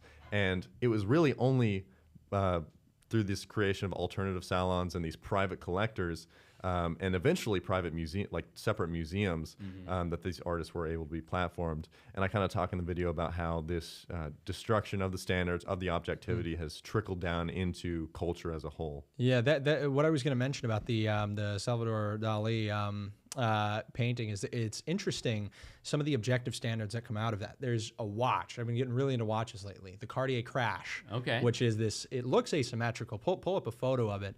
The audience needs to visualize this, but you're going to love it. The Cartier Crash. Yeah. I think, is it Post Malone who owns it? And it's one celebrity, maybe Leonardo DiCaprio. I forget who. This. Yeah. Is this the one? That is the one. That's the Cartier Put it on Crash. there, Adriana. That's the Cartier Crash. So this is this. Salvador Dali. Yeah, it's very. People think it's Salvador Dali inspired. I don't think it is. That's not Cartier. Let's see. That is. It just says Salvador Dali watch. I want Oh, that we get the yeah. right. We get the That right I think that is the real one. It's like it's this not one, if it's okay, yeah. $424 on Etsy. it's like thousands of dollars. Very Price tough on to request, find. but yes. Yeah. But so beautiful watch, right? And it looks like, it's like the painting. There's not really this like idea to it. It's very, kind of pushing the envelope, almost it's rebellious. melting. If you look at the watch, all of the numerals and like the way the watch is warped stack up to create like a diagonal symmetry in the weight of what falls on either side of that line, right? So there is a symmetry in the watch. The like size of the watch, like numbers as well, are balanced. And you'd have to drop all the lines on this, but it is really fascinating the rules that exist. E. Michael Jones in his presentation, like developing like the rule of thirds and the symmetry in these very famous art pieces, you don't realize that you find things beautiful for a reason, right? It often is not even subjective. The problem is when the subjective taste starts to try to challenge norms of beauty for the purpose of challenging norms of beauty. The norms of beauty are there because we intrinsically have this idea of things that are beautiful. Right. We look at things, see they are good, right? But the same can't be said about things. The same things can't be said about like a Rothko painting. Like Rothko was commissioned to do these paintings for a restaurant. And I think he came up with the purple rectangles because he said in an interview later, he's like, he wanted to make the people in the restaurant feel physically uncomfortable or physically sick. So it's just like, okay, cool, you're awesome. Like great, your rectangles are. Well, that's the thesis of the video, is that art is a form of worship. It's what the artist glorifies. It's reflective of what they find value in, and this inversion that we've seen is just this elevation of what's ugly and what's asymmetrical, what's disgusting, and you see that like in Dali and the other avant-garde artists, and everything since is a particular trend of sexualization and like not just sexualization, because you know you would have nudes and the classical artists and Yeah, stuff. but Egon, we talked about this last night with Egon Schiele. Like, yeah, just made it's women disgusting. so disgusting Yeah. and just like not beautiful. And that's where it becomes not like what you yourself worship. It becomes trying to usurp the role of God. Right. You are now, That's exactly what it yeah, is. you're now trying to replace this idea of like a beauty, and you're trying to say, this thing is ugly. Let me rewrite what is beautiful. Let me Right. Let me change the recreate it. standards. Yeah. Let me, to use the word they always do, normalize this. Let's I normalize always that. like Klimt though, like Woman in Gold. I always kind of I like that. That's one of those things where I guess again he's kind of elongating the features of people, kind of make them look a little warped and stuff. But you know, using actual gold flakes in the paint, I thought was really Yeah, interesting. well, And the Klimt history is behind that painting. Is yeah, pretty that's great. more like Art Nouveau, like pre-Raphaelite. Okay. So it's not too far gone. I don't hate it so not much. so but, over. Yeah, but it's getting there, and especially with the sexualization. Like, there's this weird trend. I didn't talk about this in the video, but there's this weird trend of just like putting phalluses on things. Yeah. And I mean, you know, when you talk about like wanting to be God, that kind of reflects creation. It's almost like this perverted version where they're just making something like a man by just putting that on there, and it's really gross the way they really torture these objects, whether they're in paintings or you have like Yayoi Kusama or whatever her name is. She's a more recent artist, but she had a whole trend where she just made objects that had these phallus shapes on them, and it's totally disgusting. It's totally depraved, and the way that that's affected culture. You know, we see that with pornography, and this over-sexualization is not only do we have this over-sexualization where it's in everything, but it's a very specific kind of depraved version of that pushes people to do really nasty stuff. I was at the Guggenheim. It was awful. There was an Yeah. entire exhibit about just like naked black dudes. Yeah. An entire exhibit So about it. braves. It was just disgusting. Well, what's nice is that, you know, if you're on Instagram and you're scrolling through Reels, you'll see artwork that's very popular, but goes back to, you know, the foundation and the real technical aspects of good art, where it's people doing these hyper realistic sketches or with charcoal or something like that, or painting what looks like, you know, old frescoes and stuff like that. So I'm happy to see that's being put in front of people. But yeah, I'm not really seeing too much abstract art on something like Instagram. Well, again, it's like go the crazy. institutions. It's what they promote. You know, there are people who are studying naturalism and how to, you know, replicate these classical styles, but there's no market. Well, there is a market for it, but there's no one to promote it, because that's what people are drawn to innately. But those who wield power shut that down just by promoting what's perverse. I'd always find that very interesting, how someone who spends 125 hours with a pencil recreating a lion's face doesn't get as much attention as Lena Dunham's, you know, 9-year-old looking drawing of her violating her sister. You know what I mean? You've got the piss Christ, obviously, is a really awful one. I remember that. There's one of I don't remember the artist, but it's an older painting, but it's like, it's Mary, but she looks very ghoulish, and they're like sperm swimming around her. It's totally depraved, totally disgusting, absolutely blasphemous. But they revel in that. They revel in taking what's beautiful, what's godly, what's good, and making it as disgusting as possible, because ultimately they are disgusting people. It's projection. Yeah, it's projection. Not a debate topic, but would love to hear if you're black-pilled or white-pilled over the Twitter files being dropped, and will it go anywhere? That's from the culprit. Thank you. It tells us everything that we already knew. If you, and this is the problem, right, is conservatives always wait for this like obvious smoking gun. Oh, what? You're telling me that there was throttling of conservative voices during the election? Yeah, the smoking guns are going to be seen, and everyone's going to wake up, and everyone's going to be on our side. Exactly. If you didn't wake up, like if you weren't familiar with this happening in 2018, 2019 when it was happening, then don't act like this is a big deal now. It won't go anywhere. The fact that it didn't spiral into something then is proof that it won't go anywhere. Yeah. We should have caused enough of a ruckus to get the proof back then. Yeah. If this was ever going to be something, we totally missed the shot. Black pill or white pill, though? Black pill, just because people think this is such a big wake-up call. Right. This is like the Elon, like very Reddit reaction to stuff, like the whoa, we've got the evidence now, and it's like I've known this forever. That's the bug, man. Okay, the culprit also has another debate topic. Thought of a good one. Who is worse, Daily Wire or The Blaze? Probably the Daily Wire. Yeah. Yeah. I have here. I'm thinking here just because I don't watch too many Blaze shows all that Right. much. Yeah, I mean, I really don't either. I And feel like don't the watch a lot Daily of Wire Daily does Wire. some good things, like when it comes to policy. Like you have, Matt Walsh's whole thing with the transgender surgeries locally, especially here in Nashville. Candace is good. Candace too. is good. Michael Knowles is great. I really don't care for Matt Walsh anymore, though. Yeah. I think he has horrible kind of normie takes. Yep. Matt and Ben are probably the I don't worst listen there. to Ben. Yeah. Really, I'd never listen to Andrew Clavin Yep. for more than a minute. I don't think. So, But I don't really think, watch anybody. I think the difference I really between don't either. Blaze and Daily Wire is Daily Wire has all these people that have a lot of potential, but they're kind of held back by being in that environment. Whereas Blaze, honestly, you just have a lot of people that don't have a lot of potential in the Yeah. first place. Honestly, I mean, there are great people at the Blaze. Yeah. There's Love Sarah Gonzalez, There's love some John. less than Yes, but impressive people. I Yeah. think. here's the question. Here's the question: are these people, either the Blaze or the Daily Wire, are they really the people that your generation, my generation, really want to ingest?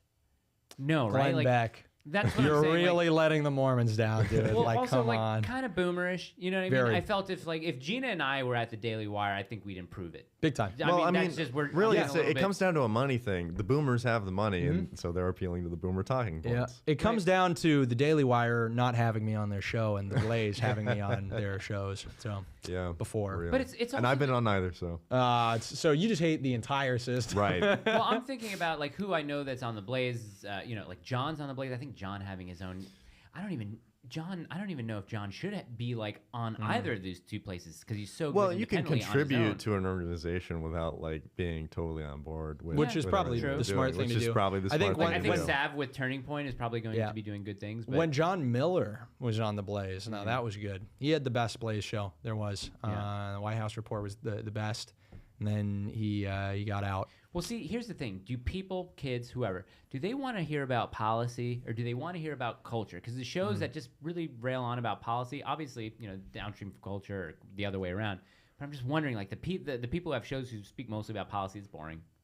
I don't know Real. what it is. Like No, the people true. just want culture shows, and I don't think like Daily Wire or The Blaze or any really one of those like mainstream kind of conservative networks is really set up for that because I don't think they know how to I handle. mean, I think you do need a mix because there are some shows that they're just culture and they're almost just like pop culture for the sake of being pop culture. Yeah. Obviously, as I've done, as some of us have done, you can take a critical look at this and actually, do your due diligence and do the proper analyzation. But then there are some people who just watch movies and they talk about movies and Yep. it doesn't really go further than that. Yeah. Or they scroll through TikTok and they're like, wow, look at all these dumb people on TikTok. Yeah. Like That's not crazy. Like, not like anyone else could do that, just scrolling Yeah. through TikTok. That's freaking cringe. So I think whatever you do, you have to have substance, and a lot of these shows really don't have substance. They're just entertainment. that's why I just think Michael Knowles is the best out of all of those right now. I think Yeah. Knowles. I think Knowles really gets he's it. high up there. Though He's he's high up still there. sort of constricted by that corporate. It's environment. always like this give and take. Like Matt Walsh will say really base things, and then he'll like step totally back. There's got to be like a whip, like putting some of these guys in line because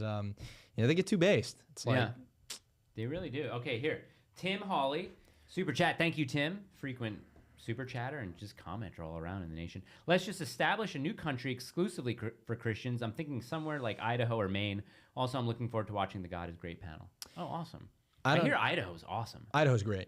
Yeah. Idaho's fantastic. Maine's kind of. We're just gonna say Utah. Well, what I was gonna say is I'm gonna have a state like that. It's gonna be called Deseret, and it's up to you. If you treat Mormons good, we might let you in. But here's the thing I don't like. Let's just establish a new country exclusively for Christians. We remember that the country was established exclusively for Christians. Right. How did and that change? like, I mean, that could be a nice idea. It sounds nice. Feasible? I don't know. But Yeah. like you said, this was established to be a Christian country, despite what the naysayers may say. The founding fathers were very intentional that this project could not work without a moral and religious people. Yeah. So I think we have an obligation to reclaim it, or at least die trying. I mean, not Fed posting, but like, spend our life and, die at the end of our days. Like, Get canceled Here's an interesting trying. question. Yeah. Okay, here's an interesting question because we know our Muslim brothers. They share something in common with us, where they share that Jesus is a prophet in their own religion, and they don't necessarily treat him like garbage like some other religions do. So what I'm wondering is, where would a conservative Muslim rather live? In a Christian country, like let's say America was this 100% Christian country, or currently in Israel now? where seems to be Christians and Muslims are being persecuted. Oh, a Christian country, 100%. That's what I'm saying. $1,000,000%. Yeah. So because I mean, even like Israel's very gay. Like they have really big pride festivals, and in many ways are very liberal. I think Tel Aviv is like one of the gayest cities in the world. Like literally gay. Yes. Yeah. Okay. Homosexual. Literally Yes. homosexual. Yeah. Not just, well, also colloquially homosexual as well. Well, I had a debate with that guy Angel. I forget his name. I don't know if you saw that, but he had one of these things that said you can't legislate Christianity, you can't legislate love, you can't legislate, which is kind of like an eye roll. Like, of course you can. We already do, but I think people get like weird reactions to a theocracy because they think of places like Iran, you know, where they call Sharia law is the law of the land, and it may seem extreme to others, but that's their religion. And if we had a theocracy based on what's our Sermon on the Mount or the Ten Commandments, it seems like it's not as oppressive as, let's say, Sharia law would be. So why That's the psyop is like just comparing. You're comparing two different things. Right. What Islam teaches and what Christianity teaches are two very different things. How they inform how a people would govern are two very different things. So you can't really compare the two, I don't think. I wonder if there are any polls done about people who live in those Muslim theocracies, like happiness polls, or not necessarily even freedom polls, but just how content they are living in that country versus people who live in America are not content. You see those polls all the time. They're not happy. It's like Iceland leads that or whatever it is. And they're just, Iceland's not necessarily. Well, there is polling done about women in those countries and about how they feel. And they are happy. They feel that Western women are enslaved by their freedom, right? Because it's a slavery device. So yeah, the happiness and the trust in the society and the civilization is much higher over there. A lot of that comes from the both ethnic and religious homogeneity. There's not these there's not as many points of division as there are in the United States, and that's where you get into the United States being founded on liberalism is really a great cause of divide because liberalism is divide. It's argument. It's it's the marketplace contention. of ideas. Yeah, we're just going to talk it out. it's the gladiator ring of ideas. Really, is what it is, and it's been that since the inception of the country. The difference is there's a shift in which ideas were acceptable, and so when the Overton window shifts, but you're still working under a liberal paradigm. Right, and when you take God out of that and you just appeal to pure reason, people are going to be fundamentally misaligned. Yep. You're not going to find common ground. I want to find. Go ahead, Joss. I'm sorry for interrupting you. Sorry. No, you're good. But yeah, that's the whole marketplace of ideas, and a lot of libertarian types like to throw that out. But you can't, if you have no common ground about what you believe about the world and what higher power you appeal to, then you're just going to have fundamental disagreements, and that will spiral, as we've seen in the West, spiral out into totally radically polarized viewpoints in the population. Why aren't we flipping tables at the temple? That's what the culprit is saying. Establishing a new country just feels like retreating. Yeah, no, it is. Yeah. Establishing a new country is totally retreating. Deseret wouldn't be like, see, Deseret isn't a retreat. Deseret is like, it's a protective measure. It's like, oh, the church is hoarding so much wealth. I wonder why that would be. Iranians before Islam were one of the most advanced civilizations. Well, I'm not defending Islam. Yeah. I mean, I think some of the Islam hate is a little bit of a hey, look, there's the bad guy. Yeah. You know? Psyop, I don't agree with obviously don't agree with what Islam teaches, and I think some of their practices are really heinous. But their societies are advanced. Yeah, and I think it's hard for people to divorce that sometimes. Is like the politics and the religion, which you really can't divorce them, honestly. Yeah. I don't have a fart. I'm just burping a little bit. I don't have a fart. There's not one in there. But no, you're right. It's like even talking about the Crusades, there was a lot that Europeans took back from Islamic societies. Obviously, it's kind of overstated a lot of the time. It's like the European Crusaders who traveled half a continent to take over the Holy Land. We were undeveloped, and then they found the peaceful Muslims. It's all right, let's be honest. Has there ever been a time in human history where two groups of people were ever peaceful with each other at one? Never. There's just never. Not two groups of people, but at any point in the world where the world was just peaceful. Well, I can tell you that occurred for at least a time in this country because we had the commonality of Christianity and people that actually assimilated to our was that culture. prior 1776, you think, or was after? Probably prior 1776, at least the people in At this least the- country, yeah. the unity of like the Puritan like civilization Yeah. and different like settlements. Yeah. There was totally probably a well, I mean there was division as well about like the immigrants that were coming over. Different Protestant denominations competed with each other. But there is a unification over larger goals. I mean, a lot of libtards would be like, "We were so unified post 9/11, nobody cared about race or anything." It's like, Really? we were pretty racist. Yeah. But there was that common enemy of brown people. Yeah. Which I'm not signing off on, by the way. I don't like what happened at 9/11 and the Bush era and everything like that. But ultimately, what we do see is that the shared heritage of people tends to unite them. And even if they are different, it often is not like this like hatred, right? The hatred comes from the forced unification of certain groups. Right. And that's what we're seeing now. We're seeing like Section 8 housing being put into neighborhoods, which totally changed the demographic and cultural composition. When you basically trap people with each other, they start to fight no matter what, even if these people typically wouldn't. Like I say, I gave a speech about this at Notre Dame. There's two kinds of in-group preference. There's an in-group preference that every group besides white liberals have, where they favor their in-group, not out of a hate or spite for other people, but simply because we have more in common with the people who are like us, who have a what shared they know. heritage and Yeah. culture. But then there's a second kind, which is often bred out of forced assimilation or rather forced unity with other people. When you're forced into the same area, you start to have an in-group bias out of hate for your out-group because you are being forced to cohabitate or to live with people who don't share your values, and you don't have like that autonomy to associate with whoever. The freedom of association is stripped from you, Yeah. and then you really feel like fighting. Then you really start to hate the people And around you. The problem really arises with this forced unification.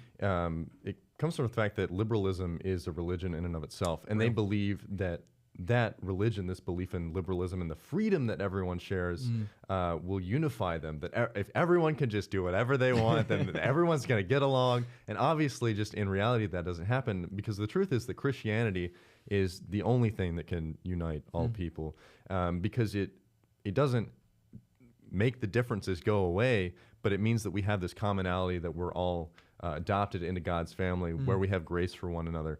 Because, Paul says in the New Testament that there's like no distinction, Jew or Greek, male or female, slave or free. That doesn't mean that those distinctions go away, that there's no gender, or, he doesn't tell in Philemon, he's not like, oh, you're not a slave anymore. He tells him to go back to his master in that letter. But it's not that those distinctions go away, but it means that there's a grace that covers those differences and those distinctions that unite us through our shared adoption into God's family. So that's what people really miss, I think, about equality and a country that lives together. Like, you can have different people groups inhabiting the same country if they're united by Christ. Yeah. Otherwise, they're united by a false god, and it's going to fall apart every single time. Yeah. React to this word. Ready? Melting pot. It's awful. Did you see my Cringe. speech about that? No. So the melting pot is actually used incorrectly because it's supposed to refer to assimilation working properly. Thus, That's people what it melt. sounds like. Right. Yeah. People are supposed to melt. Yes. People don't. And so I gave this comparison. It's like, we're not really a melting pot. We're just like a stew. Yes. And like there's potatoes and there's some veggies. None of them assimilate. They're all in a pot. Yes. But The flavor is Yeah. extracted, but those things are still in there. exactly. Yeah. And I don't want to have a salad or a stew. I want a steak. I want something that's cohesive, Real. and good. And Do you know who coined the term melting pot? I forget the name of the guy. It was early. I'm trying to remember the century. He wrote a book Don't look it up. about. But yeah, so there was the use of the melting pot to refer to assimilation, and then there was the use to say everybody needs to come to America and they're all going to assimilate no matter where they're from, which totally isn't true. So the misuse of the term melting pot is it's been very A lot misleading. of immigrants went back. Well, A lot of that's people don't realize yeah, that. that's what I talk about in this immigration speech I did forever ago. Was that a third of the Italian immigrants prior to 1901 left back to Italy? That never happens with immigrants today. You know why? It's because now immigrants come from a lower standard of living to a higher standard of living. They work and they send back remittances, right? And don't have to assimilate. And don't have to assimilate. They don't have to at all. But back in the day, there was a pressure. Nativism existed where you said either you understand the customs, you shed your native tongue, assimilate to the American idea, because we all have the same sense of why we're coming to this country. The Italians, being a very proud people, couldn't shed a lot of that cultural heritage, and so they went back. Yeah. They realized, you know, we've got an American opportunity and experiment here, but we can't shed our heritage, so they go back to Italy. Would never happen today. Yeah, and that goes back to having cultural standards, which we just simply don't have anymore in this country. But when you have those standards and like, hey, this is the way that we do things, this is the God we worship, this is the language we speak, this is how we operate over here, you can assimilate to that, and you know, there are options to do that. And of course, you know, we would have moratoriums where it wouldn't just be the borders being flooded. It would give people time to assimilate. But now we just don't have any standards, and you have people come over here and they get treated just as well or better than the people in our country who are struggling. But this total evaporation of standards has just let the doors fling wide open, and really everything goes. And that's how our culture has so quickly degraded, because it's just a mess. Yeah. From your speech, do you remember that it obviously was clearly easier for those immigrants coming from the UK, Ireland, to assimilate, Scotland, just because they spoke the language. Yeah. Right. So that was easier, and they probably looked like Americans if you just looked at them. And Destiny and a lot of these leftists have this retort of like, these countries were at war. It's like, yeah, but even in their conflict, they had a shared history. Their nations were interacting. They knew kind of people, and then all those people went from their home nations to America, not to have new home nations, but rather to make America their home nation. Right. And so they had like a sense of relation, good or bad, to the other people who were in Europe. So European assimilation is certainly easier, although I argue for no immigration from anywhere in the world. But it's not wrong to say that assimilation from Europe is easier. There is we share common law with England. We share plenty of cultural practices. Well, people with have no European problem nations. saying that if you learn if you know English, you're quicker to learn Spanish than you are to learn Arabic. Yeah. But it's just those cultural differences aren't isolated to just the language. It's the whole culture. Who's easier to assimilate? Someone from Ireland or someone from Nigeria who still speaks English? Yeah. Like, who can assimilate easier? Like the Irish guy. Yeah, the Irish guy. Nothing wrong with saying that. It's just the way it is. Yep. There's Sebastian Maniscalco, stand-up comedian. We were watching his show a couple nights ago, and he did this thing where he was in a restaurant, and I guess his wife doesn't pick up on foreign people because they were at a restaurant, and she flags down the busboy, and he's like, "What are you doing flagging down the busboy? Like, he's not going to be able to help us. What are you doing?" And he's just like, "I've lived around foreigners my whole life, my whole family." He's like, "I can look at a guy and say, that guy wasn't born here." Yeah. And I feel like I could do that too, like especially if you walk around Nashville. Anyone wearing like Adidas sneakers and a puffy jacket, they're from Europe somewhere. Easily. And he was just kind of doing these mannerisms just based on the way people talk and the way they walk around. He's like, those aren't American-born mannerisms. And I was like, oh, that's very interesting. Real.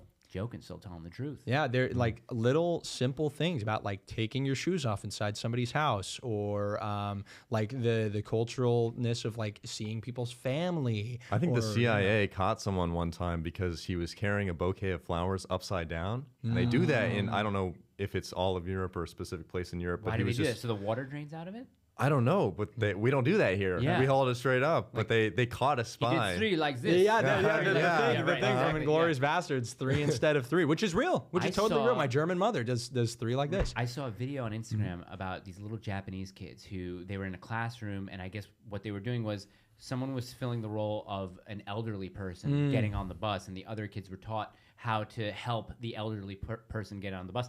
And it's something shared throughout a lot of, Asian countries. Like Korean has really high standard of respect for their elders. Like when you go out to a restaurant, you give the oldest person his drink first, and it goes down there to the youngest person.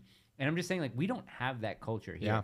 I revere a lot of these cultures that have, especially practices and traditions that really honor the elders in their respective Well, countries. that's another symptom of liberalism. Everyone wants to maintain their youth and be younger because they view pain and death as this ultimate evil. Whereas, as Christians, we know that death is just a doorway. It's just, but they view aging and death as decay and it's a bad thing. If your mind is only on earth and the things of earth, then that would be the worst thing in the world because your time is running out. but in those other countries and with a Christian perspective, you know that that experience is actually really valuable, and we should respect our elders. Yeah. There was what was I just gonna say? It was something about like the cultural like differences and similarities. Oh yeah. Even with like the trust erosion. Once high trust societies collapse, once that social trust is eroded, like I can say hi to people here. Like I greet people on the street. I walk by people outside of church, like saying hi to people, whatever. They don't know who I am. I can't do that in a lot of even European countries now because the trust is really eroding. I can't do that in a lot of parts of this country anymore either. So, let's see. Wurde Kai in Deutschland geboren? Nein, ich war hier in Utah geboren, aber ich habe für 5 Jahre, als ich ein Kind war, in Deutschland gelebt. Und Deutsch war eigentlich meine Muttersprache, which is, in translation, I actually was born here, but I was raised for 5 years as when I was a kid in Germany. And so German is technically my first language. Can you live translate a Rammstein song? Yes, but it'd be tough because they have really gravelly vocals, and so I'd have to hear the words a few times. Hold on. We're gonna do this because this is something that I've always wanted to do. I'm gonna be on the German spot. person. Okay, right. put the camera on Jaws for a second. Maybe he can say something. I don't know. I just don't want to. I gotta hear it well. Okay, hold on. Okay, so we'll take that off air, and then what we'll do is we'll bring up Rammstein. Okay, just put this on the screen, Adriana, just so people at least who are watching aren't bored. Hey, thoughts on Spotify Wrapped? Just Big as fan. a thing.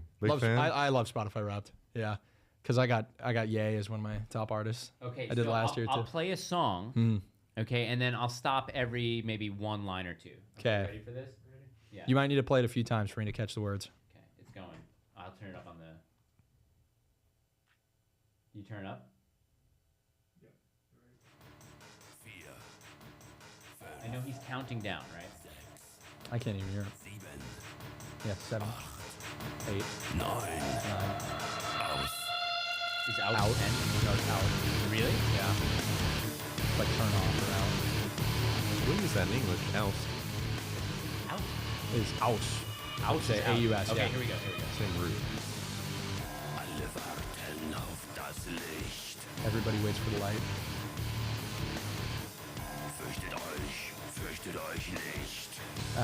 Fear not, don't fear.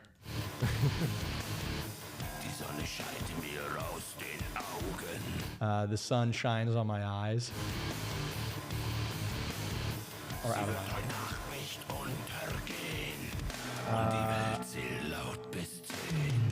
The world counts loudly to 10, and then something about night prior to that. Okay, one more. This is Yeah. awesome. Okay, hold on. We're going to do one more. I'm surprised I'm understanding a lot of this. My vocab is really limited since I was a toddler. You know this song, right? Of course. Okay.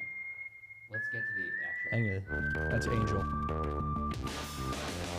I love Rammstein. Really Like cool my dad spins. loves Rammstein. Yeah. Good gym music. Oh, yeah. I think one of the national anthem. Here we go, Kai. Kai Let's is go. live translation. It's like America's Got Talent. Hold on, I didn't even catch that. You gotta play that. Do the again. next line. Do the next Okay.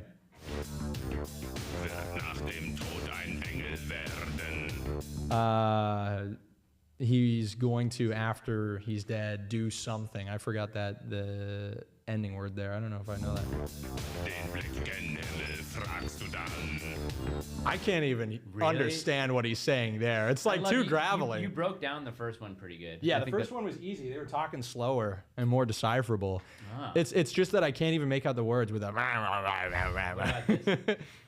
Wenn nur unser Vater, wenn nur unser Vaterland nicht so fröhlich wäre. It's if only our fatherland wasn't so happy. Okay. I don't get that. Okay, how about this? Can you tell Kai to translate mine tell? How about I'll put that up my on part. the screen, right? And I'll read you some words in my German accent, and we'll see if we can do that. What is it? Mine tell? Mein Teil. Mine Teil. MEINTEIL. Okay, here we go. English translation. No, I don't want the English translation. I want the German. You're gonna double check, see how well I like do. a lot of ethnic music. Yeah, here, dual loyalty. Yeah. Okay, let's see if I can even do this. Okay. Heute trefft ich einen Herrn. Heute trefft ich eine. What's the last word? Herm. H-E-R-M. You're not gonna get the stream Ham. flagged for playing Spotify, are you? I don't think Ham. so. I mean, I don't know what. Is it with an N or an M? M. M. Yeah. I don't know, but it's today I meet a. Heute treffe ich ein. Yeah. Der acht mit Zoom fressen Jön. I have no idea what you just said. Der acht. Der hat. Oh, he has. He has. H-A-T. Okay, so it's der hat. Yeah. Who has? Yeah. Mich. Me. Zoom. Zum.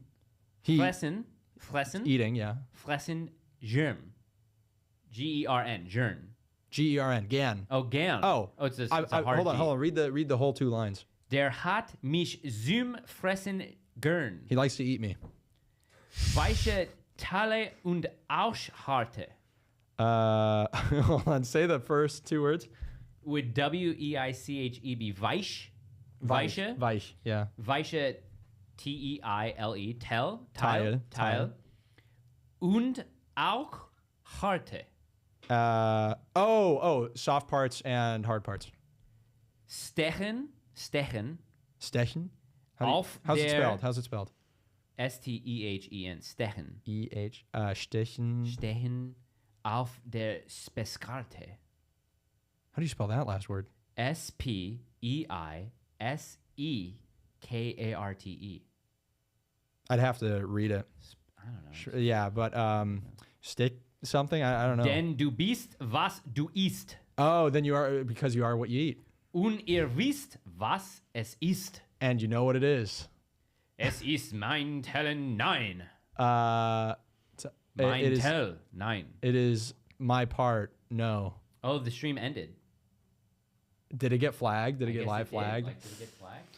It might be over. Brother. It might be Oh, over. wait, it says end stream. Oh no, I think it's still on. Oh, let me check. Yeah, let's check. Yeah, it's live. Yeah, you're live. We're Okay, we're going. Phew. We're back. Yeah, we're so back. Does James know any languages? Oh wait, I gotta turn that on. Hold on 1 second. This is why, like, Adriana, one day we're gonna get someone who sits next to you that just controls all the streams and the live chats. Just so there's like Do a 2 loyalty people. guy. That's cack.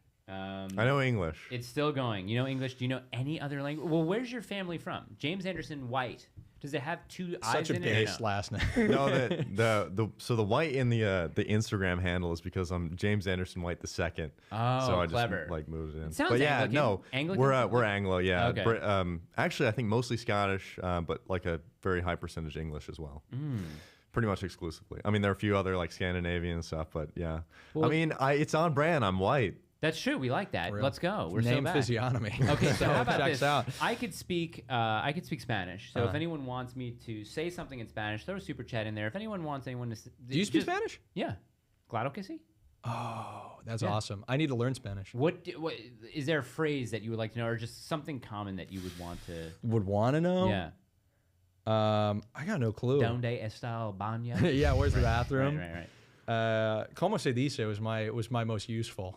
How do Right. you say? Yeah. But were you using that? 'Cause- Oh yeah, because I would just say como se dice, and then I'd say an English word.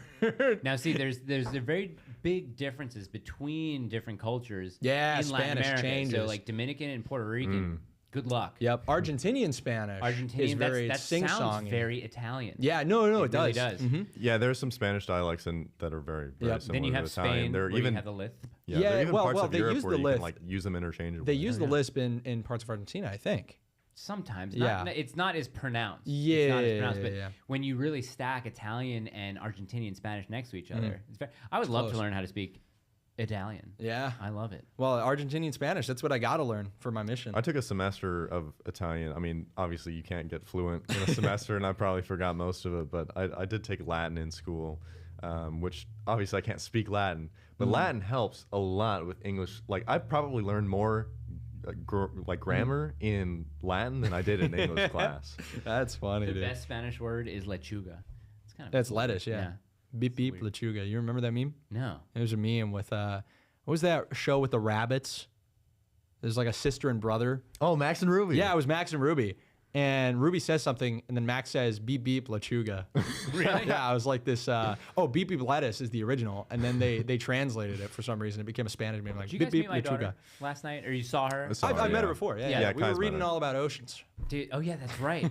Well, I'm gonna tell you something, and you guys let me know if you think the IQ is high within this 2-year-old or not, because she can put puzzles together by herself already. I showed her a friend from the men's club gifted me a bottle of whiskey, and on the label was a picture of a puffin. I said nothing to her. I said, "Hey, Ro, what animal is that?" She goes, "Puffin."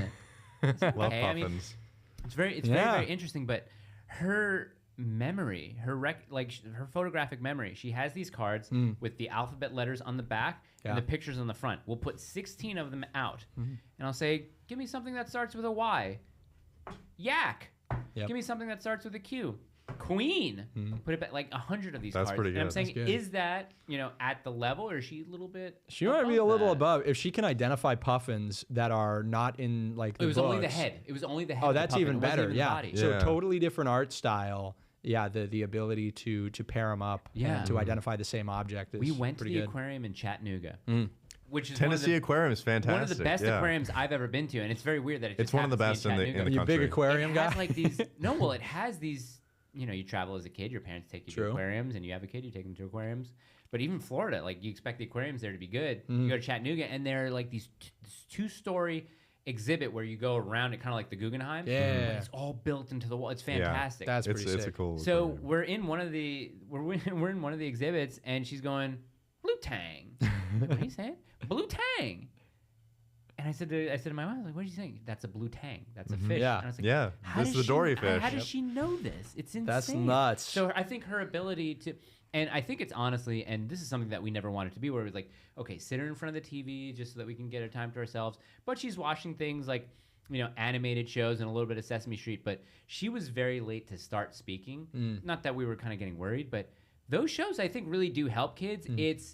And we read something that kids watch the same show over and over again, the same episode over and over again, because it helps them learn, because it's nothing necessarily that they're going to be surprised by or going to have They like to. learn They new. want to know what to anticipate. Right, exactly. Yeah. And it was just very, very interesting, because she's watching a show called Rosie's World, and she is saying the dialogue as it's happening. Yeah. And I'm saying, you're just over 2 years old. Like this is insane. Yeah. I don't spend time. I don't spend time around young kids, so I don't know what development levels are and stuff like that. But to me, she's my daughter. I think she's a genius. Yeah. There's some without cool. the- There's some cool like animal shows for kids. They're on Netflix too. Just make sure she doesn't watch SpongeBob. No SpongeBob and no. SpongeBob No, will no, give her, there's give no her SpongeBob. ADHD. Okay. No Pokemon or Harry Pokemon, Potter. no Harry because we were Potter. talking about this earlier. But the boomers, well, it wasn't exclusively boomers, because it was boomers and then like Gen X parents. There were a lot of them, mostly of a evangelical affiliation, who there was this trend of like Pokemon and Harry Potter is satanic, and if your kids watch Harry Potter, they're going to be transgender Satan worshipers. And that was absolutely 110% vindicated. I mean, obviously not across the board, but a lot of people who were very invested in that series and in the magic and stuff actually turned out to be exactly those people. Yeah. Because Yeah. there were like actual spells and actual witchcraft like in the books. And you can see where that's gotten a lot of people. Look at this, Nate Sus. Hardwick. Mike, you should learn Latin. I'm in my first semester, and it's very fun. Makes it easier to learn other languages and improves your English. Guys, bow your heads. We're going to say a little prayer in Latin here. Ready?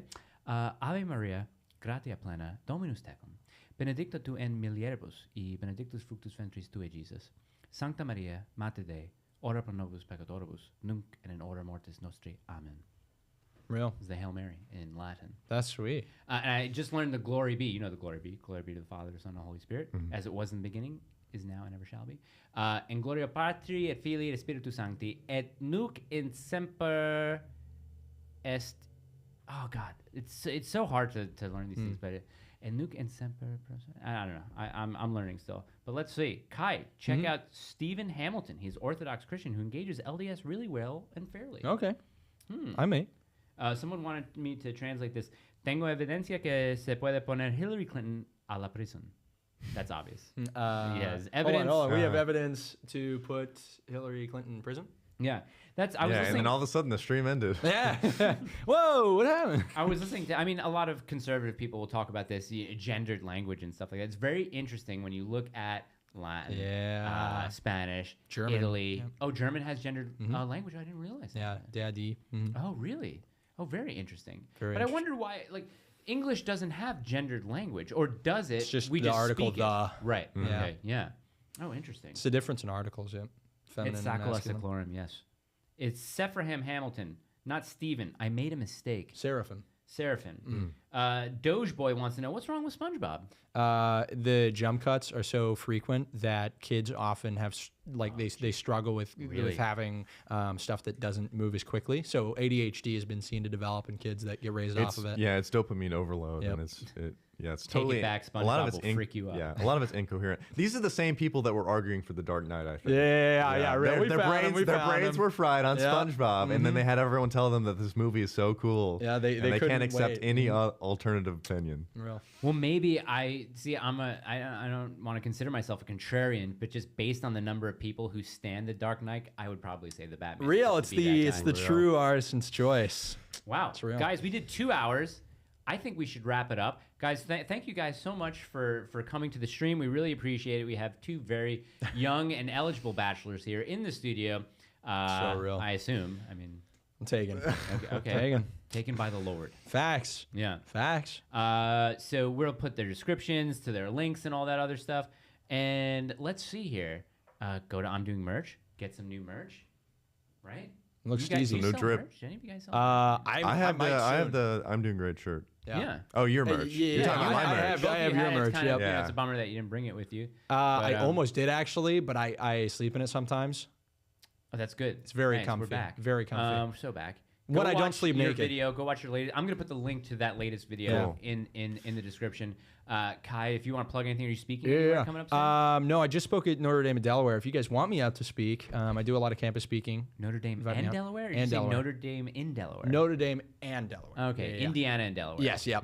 That's where I was right before this. really? But yeah, so if you guys do want to invite me out to speak, I mean, totally reach out, Instagram, YouTube, whatever. I'm about to put up another YouTube video too. The Batman is the Sigma male cringe. That's dumb. That's a dumb take. Really eloquent argument. Yeah. Yeah. appreciate Cringe? that. Oh man, I cannot have my opinion anymore.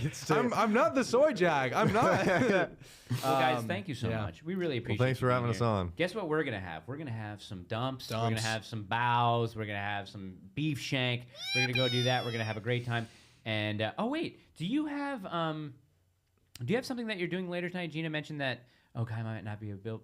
There's like awards or something yeah, like that. the Cozy TV Awards. Will you tell people to tune into that? Yeah, I mean, they're tune in. watching. This is yeah. live. I think Beardson's going to be streaming it, so go to the Cozy.tv Awards if you do want to keep up. Some of y'all might not get it because it's just with the Cozy streamers, but hey, come by. I'll be there. I'm accepting an award. It's going to be awesome.